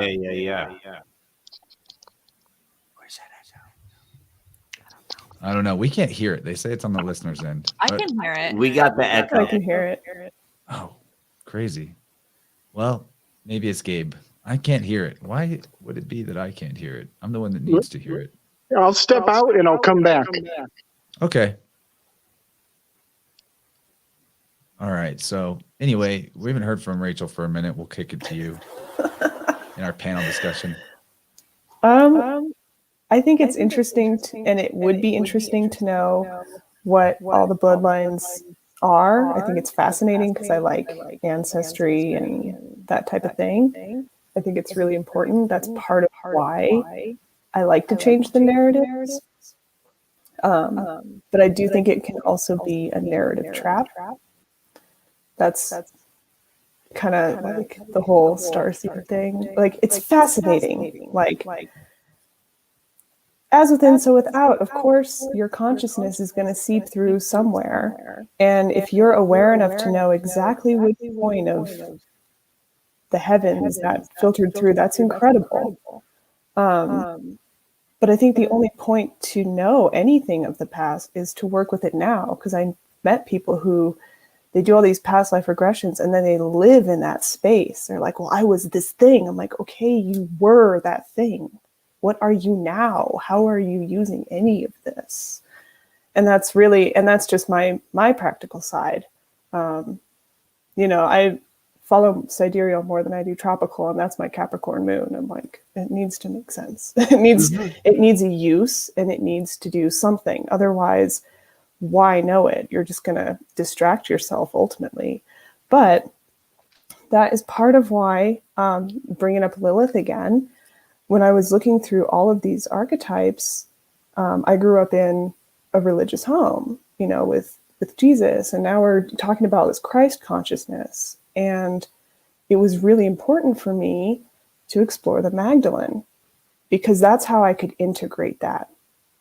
Because that's who she is and what she does, is she integrates Lilith and Eve. To me, when I look at that story, I see a split personality. But certainly, I mean, way back when you had triplicities of gods, so which could be metaphorical, but it could also just be a perspective of, a manifestation of this generation and this generation, or these are sisters, or, it can certainly be looked at that way. But to me, it's more important to integrate those things than to focus on them. Yeah, I never thought about it that way, but that's absolutely true. Like, I've definitely felt those two energies within myself, like this Eve and then this Lilith thing. And I think this goes back to what we were talking about with like the angel and the demon, the good and the evil. And it's like, we're both, and it's about integrating both. And yeah, that's awesome, Rachel. I love that. Well, and it's funny too, because when people bring it up, as I was learning astrology, I'm like, what you're describing is the light side and the shadow side of Venus. Why do I need a separate archetype for something that's embodied somewhere? I mean, I like triplicities, so I don't mind different expressions of the feminine, different expressions of the masculine. I think Pluto is feminine. I've always seen her as the Morrigan. So, it's, just these different ideas, and how you want to identify with them, and recognizing where that can be fun and where that can be maybe a little toxic. Yeah, I love that. Is this better? Yes. Nice. Man, I this don't- is awesome. I'm so glad I get to talk to you, Mike. So we got a couple more minutes left. Are there any final questions or thoughts or things you want to discuss? Yeah, questions for Mike and Jenny. I'm gonna maybe keep it going a little past the end time, but you guys can dip. I have a couple of things I want to play out of the Telegram channel, but the group channel. I asked Kaylee to give us a voicemail ad of for her astrology services because I want more people to check her out. She's been my personal astrologer for a while. So that'll be a couple of minutes, and I might share a couple other memes and things out of the group just so we don't, leave no man behind. But you guys definitely are, any of the four of you are free to dip in and out at whatever point. I do want to know if there are any specific loose ends that you guys want to get back to, Michael or Jenny. And then if not, then we could see if Gabe or Rachel have a specific question for you. I've got one loose end which I'd like to tie up. Okay. But it was the one that you began. Do you want me to finish it? If you want to introduce. You don't even know what I'm talking Star about. Quilt. Oh, she knows. You guys are so synced. So the starboard. So we're talking about astrology, and we talked a little bit about this with Rachel. Was just with mine and Jenny's own journey with following the heavens is moving more and more away from mythology, to go back to what is the real. But then also probably it's going to circle back into it and look at it. But that's where we are right now. And what's been a very, very big tool, this wasn't a plan. We didn't put down in our 2021 New Year's resolution, let's create a new way of doing astrology. This is just what naturally happened. And what was the driver behind that was the use of the starboard. And what the starboard is just a artistic but material representation of the zodiac. And so we put stones on there, we move it, and it creates just a point of reference and consciousness and all this sort of stuff. But the problem with it, or one of the issues with the starboard, is it's big. It's big, and we bring it to places when it's appropriate. But it's the big disc is 36 inches in diameter, and it's 3/4 of an inch thick, and it's heavy, and and so we've talked. And it's a ceremonial piece, and it always feels a little bit I don't know, we shouldn't be taking it out. In a lot of ways, we love to bring it, but it's also bringing it in the car, and I don't know. Sorry. It's bringing the dog or the kids. Did you pick 36 inches on purpose? Because that's a significant number for the circle. So I often surrender to the natural path of least resistance which life offers. And when the idea popped in my head to build the starboard, I was thinking, I'm damn, I'm gonna have to go to Home Depot, and I know they do straight cuts, but are they gonna do a circular cut for me? And do I gotta buy this entire sheet of plywood? This is what was going through in my mind, because I don't got any saws. But when I get to Home Depot, so this is what I wanted. I knew I wanted to make 2 discs, and I knew I wanted them to be in the phi ratio, or the golden ratio to one another. And so I knew that the diameters would be in that. So when I go to Lowe's or Home Depot, I don't remember which one it was, they had these do-it-yourself wooden tabletops for people who want to build their own tabletops, which were perfect circles, and it had 2 different sizes, and they happened to be in phi relationship with one another. And so that's how I got to the 36. That's the bigger one. So it's actually if you want to know what the substructure of the starboard is, it's a Lowe's do-it-yourself tabletop, but it was coated with sand and volcanic ash. But to the point of the story, and where we're going with this, and the loose end which we want to finish, was so we've had this big personal sort of thing, and it's heavy and all this sort of stuff, and we don't want to travel with it. And we've talked about maybe creating something new. So fast forward, or something which is also more portable, fast forward to the Star Quilt. Yes. So I'm creating a Star Quilt. You're replicating it in a quilt form. Yes. And so that whole process.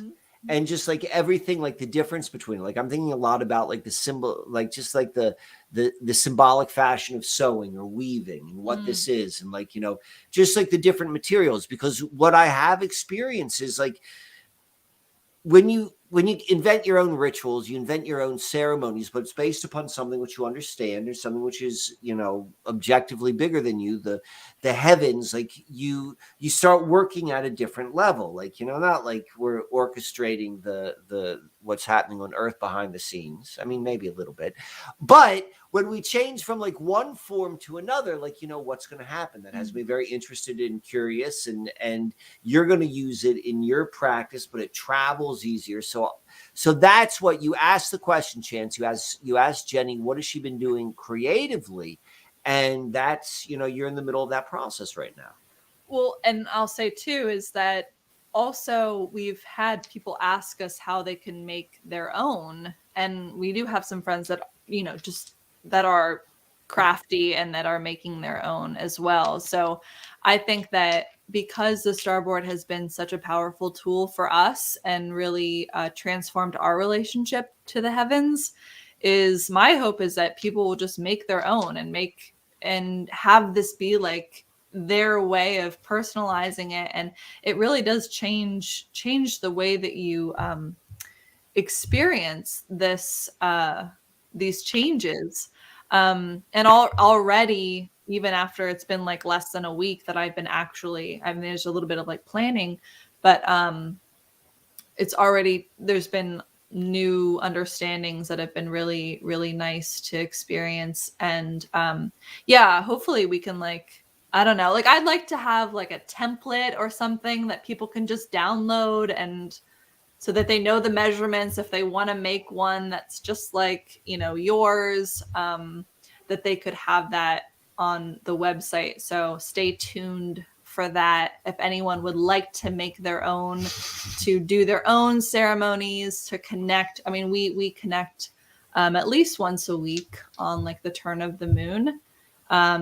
And sometimes we can't wait, so we do it in the middle of the week too. But yeah, I think that it's a really, really great tool that I would love to see more people to create their own, and we can all learn from each other too. Create your own. That seems to be the theme every time I talk to you, Michael. All right. Any last questions or comments? No, thank you so much for all your comments, all your insights, all the ideas, all the inspiration. It's been such a pleasure. Thank you so much. I have a quick comment. It's a quote from William Blake. And he says, "I must create a system or be enslaved by another man's. I will not reason and compare. My business is to create." Love it. Yeah. That dude. Beautiful.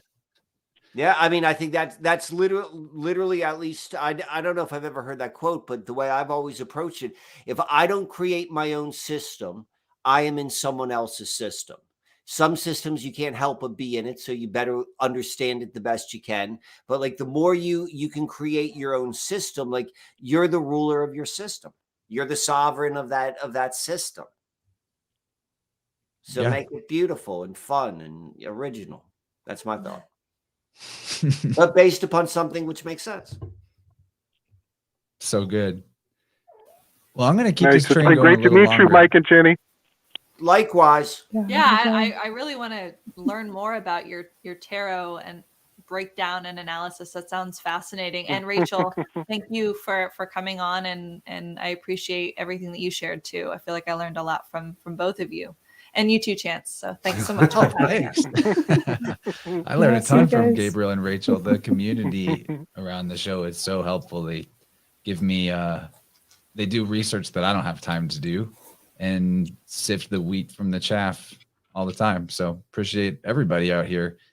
And even the commenters that don't come on stage. There's a lot of amazing magic going on with the tribe vibe.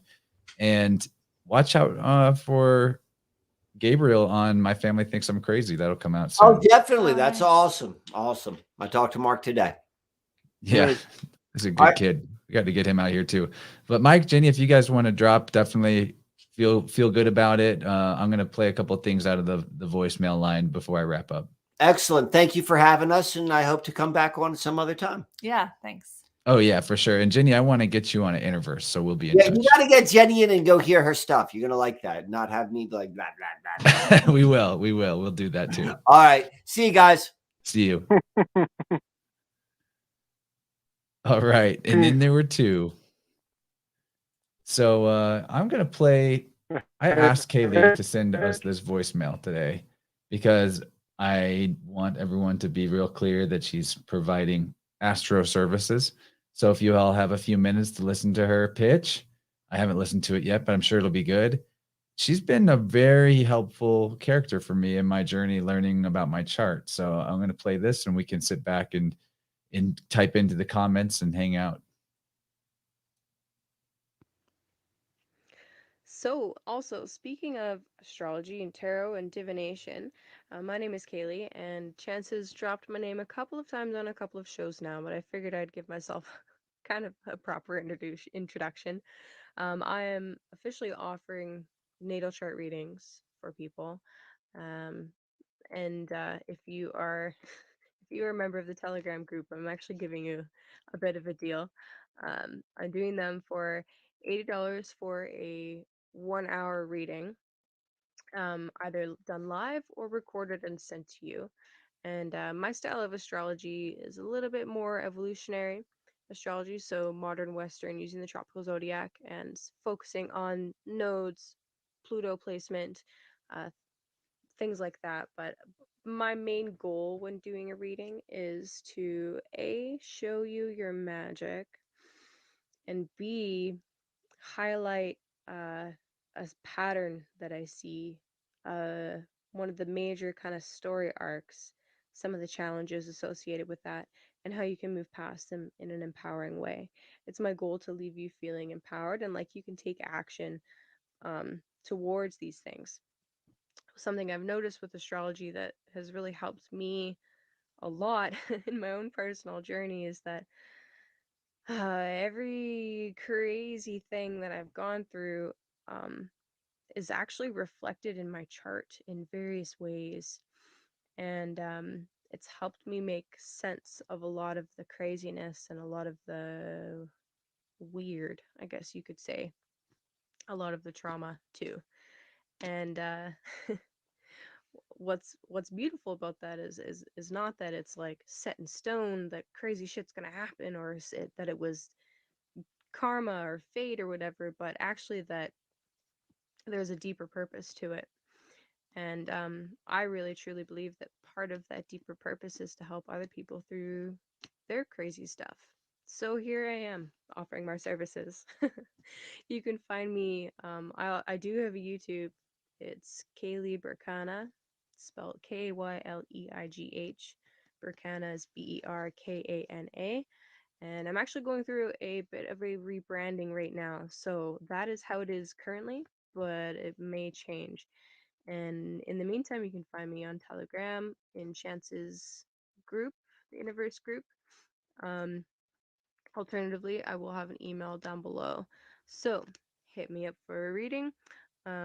And yeah, thank you. Honestly, thank you, Michael Wann, for being such an inspiration to so many people, but for myself, for helping us bust out of this matrix. So thanks, guys. Bye. Yeah, so I do super endorse Kaylee. Like I said, she didn't just throw that advertisement out into the call-in line unsolicited. I wanted her to let everyone know. And also from the call-in line, Gordy, our good friend Gordy, sent us this picture of La Luna from tonight. Really magical. But you know what, Gabe, you're here. Do you feel like just kind of rolling into a little more? Like, I'm having fun. I don't know if I want to turn it off. Yeah, yet. buddy. Yeah, buddy. Absolutely. Absolutely. So what's on your mind right now? The only thing that I have in store that up my sleeve literally is I want to do a group divination with the cards just on the fly. So, hang out with me for that, but let's hear from you first. First, I want to make sure my audio's good. It's good. Okay. You're good. I'm You're sorry good to about go. that earlier. It happens. This is the, you know, we're in the live mix. So, that was amazing, by the way. I've been wanting to talk to Michael Wann for so long. He's such a great dude. That was awesome. We'll do it again. I have plans for you, Gabriel. I want to bring you on as a co-host for some InnerVerse episodes in the future too. Not unlike what we did with Alan. So just watch out. We're gonna do that. Yeah. Oh, Kazi said we're still on an echo. Right on. You say the word. Do you what in the world? Hold on. Let me see what I. You're causing trouble, Gabriel. I'm gonna kick you out and just do my divination. Maybe it's just when is it echoing, guys, when okay, I'm gonna just do the divination. He's dropping out and coming back in. This is a group divination for everybody. I'm gonna do another one in the morning for 11:11, or I guess 9:11, depending on how you look at it. Let me know if there's. Let us know if there's still an echo, and I'm gonna start with this. I'm gonna go ahead and get into it. Also let us know if the echo is when Gabriel's talking, or just when, or if it's when I'm talking. Like that would be good to know.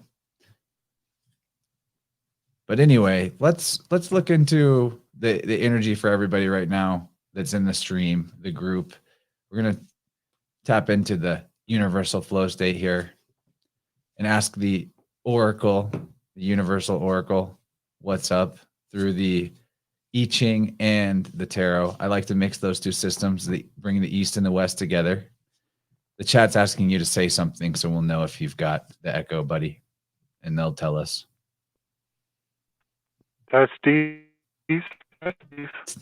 Testicles. Say more, like a whole sentence. They have a.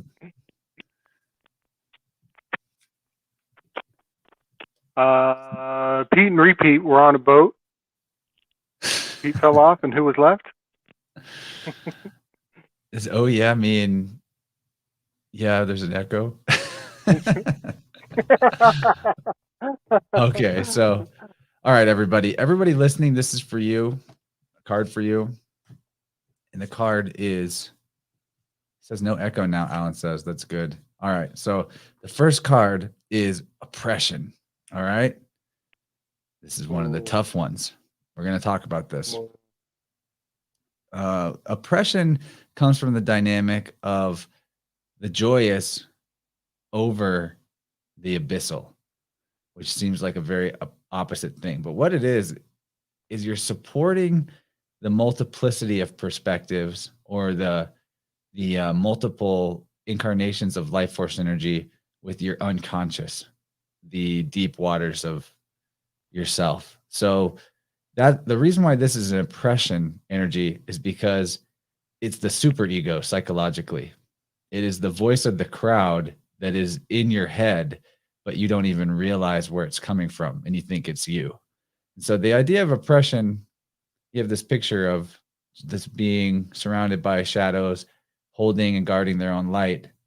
This is a very easy feeling to slip into, especially at this time of the sky clock where we're losing light. We just got those amazing saviors of the daylight rolled us back an hour, right? So oppression, though, what we need to know about it is that it's all internal. There is no external oppression.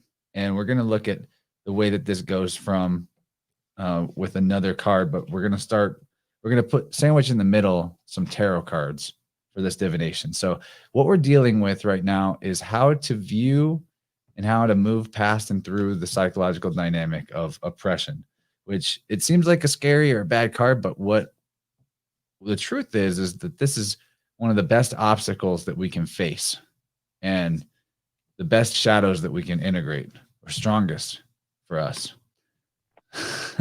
Perfect. Okay, so here is the 5 of Cups. All right. This is where the person seems upset because they've spilled 3 cups, but standing behind them, they still have 2 full cups. they're guarding what resources they have left of the feeling, but they're feeling depleted, feeling lost. So now we've got a really strong synergistic match between oppression and Five of Cups. This is not an accident. And we're being asked to really think about the water energy in this read, because the supporting element for oppression is the water. How is our water programmed?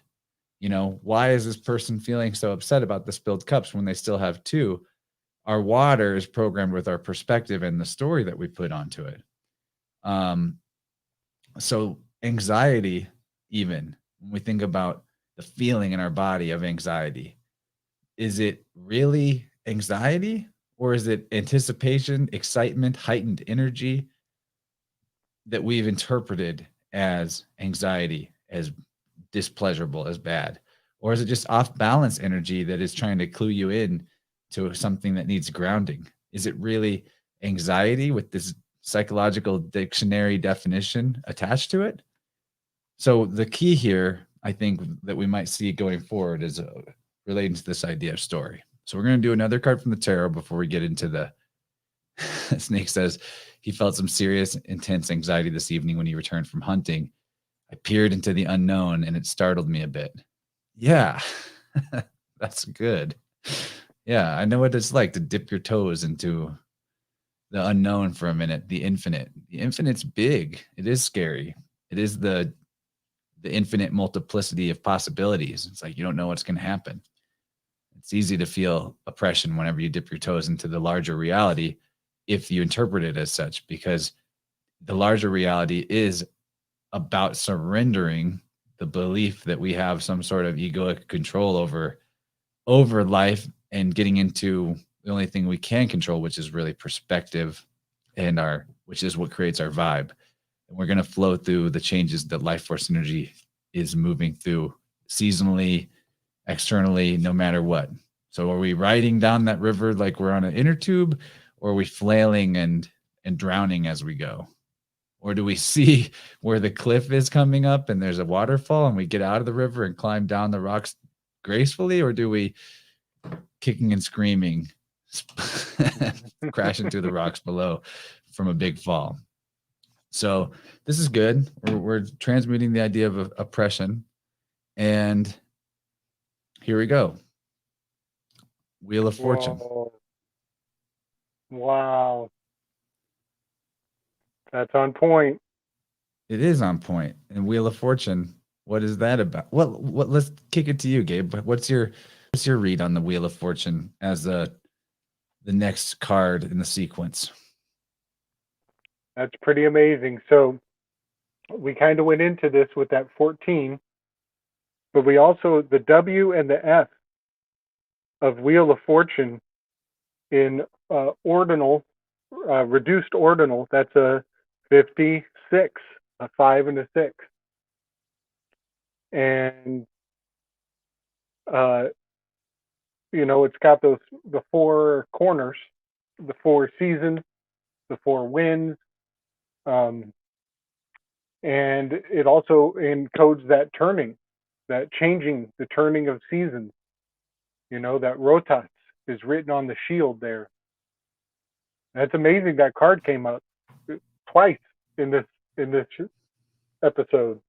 Right. And what is the turning of the wheel bring? It's a change of fortune, a change of fate. Change. Yeah, buddy.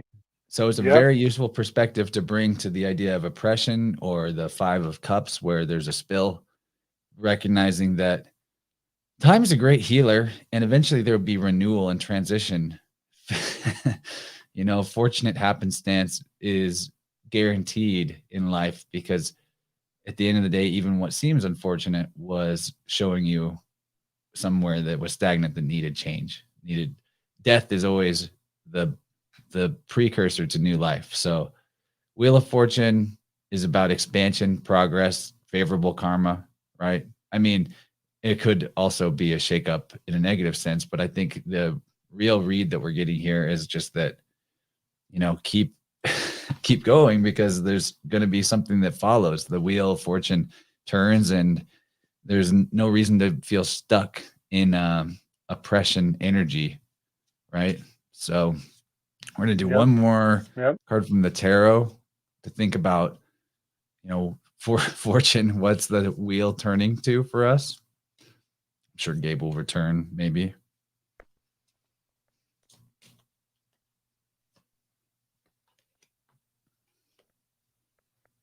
All right.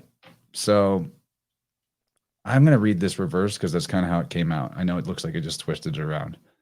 But this is 6 of discs. The reason it's coming up reversed is because the fortune that needs to change, I'll show it right side up just so we can see. There's 2 things with this card, ways to interpret it. First is like, there's the nice high and mighty man feeding the poor and administering justice in the terms of like he's a ruler almost over them. If we're flipping this over, I think the way that the wheel of fortune is turning for us psychologically right now is an end to self-defeating altruism and the haves and have-nots idea. Not saying that everything's going to be equal, because there's no such thing as equality in nature, but that we're going to start a new cycle that's about teach man to fish, not give. Not I'm the wealthy one, you're the poor one. Look how I'm helping you, and you owe me, and I'm high and mighty. What do you think, Gabriel? I think this is amazing. So we had the 5 of cups and the 6 of discs. Here we are with the 5 and the 6 again. So true. Thank you for that. Yeah, good point. And to bring it back to Michael, it's the water and earth. It's the ones on the land, not the ones the high ones in the fire and the sky. You got it, back down to the mundane. And to bring Michael Wann into the weave here, he talks about the Urim and the Thummim. The Urim and the Thummim. I can never say that right. But the 2 stones, the white and the black stones, that Hercules would use to judge the destiny of man. And I've discovered a lot of value in that. I believe that one of those stones is a pentagram. So there's your discs, the pentacles. And the other stone is a hexagram. So the 5 and the 6. And I've actually seen those shapes in the constellation of Orion, the hero, the conqueror, our hero who wears spandex. He wears the Cleonian lion in the sky. And right now, I've seen a remix is circulating where a lot of athletes have been passing out, suffering from ramifications from this cowpoke situation. And there are so many headlines in just this one quick little video that is circulating right now that people are going to wake up. And it's time for a turning of the tables in a major way. And this collection of headlines for people who only believe what they see on the news, well, there's plenty for them to start seeing the light. And it's coming out in the news in a major way, and it's just too much to hide. So I think we can only go up from here, man. Yeah, and this character, I know he's not normally vilified the way that I am, but I have real problems with altruism as it's presented in society, because it's all this self-sacrificing bullshit messiah complex that is just a continuation of slave mentality that most of the major religions have instilled in people. And so this guy, he's a middle manager. Look, he's fat on the taxes that he's collected. He's got his scales. He's a middle manager, and he feels like he's the hero because he's in charge of the peasants. But he's just as much of a slave to the system too. And it's not doing him any good to be bloated on the fat of the land either. So the turning of the tables, I feel like that's what this is about here. It's not about the end of charity. It's about charity being charity for yourself first, and holding your inner light and being a presence as how you gift to others, instead of feeding them. You're teaching them to fish, that whole idea. So, but yeah, what you said about the cowpoke situation with athletes is pretty weird. I've heard a lot of talk about that. I haven't seen it myself because I do a great job avoiding everything. Yeah. Just Yep. what people talk about in Telegram is what I know now. And I feel like, well, that's good. That's synchronistic. I want to know the research the friends are into. You know, when that Astro World stuff happened, I was like, well, I know I'm going to hear about this. I don't need to go look into it. Someone's going to tell me. So here we go. From 47, oppression, to 49, revolution. The radical change, the phoenix of the great work. I know that we're talking about America a lot, and the phoenix is a symbol there. This is the joyous, same energy on top. The joyous is lake. It's multiplicity. It's multiple possibilities of life's expression. Now being supported by the passionate, clinging, fiery energy. So instead of your unconscious being supported by the crowd or programmed by the crowd, you could say, it's now the crowd is supported by the inner light, the inner fire. So the light that you're now, instead of pouring out your cup to try to fill up other people's, and you're pouring out a half empty cup into an empty cup, you're now just illuminated from within and casting light upon the multiple possibilities of life and the multiple people in the crowd. See, the many faces there are becoming one spiritual phoenix. So to further break into the change here and what it means is the third line is changing. And let's see, the second line, all three, actually, now that I look at it, all three of the foundational lines are changing. The top lines are not changing at all, of course, because it's still the lake or the joyous on top.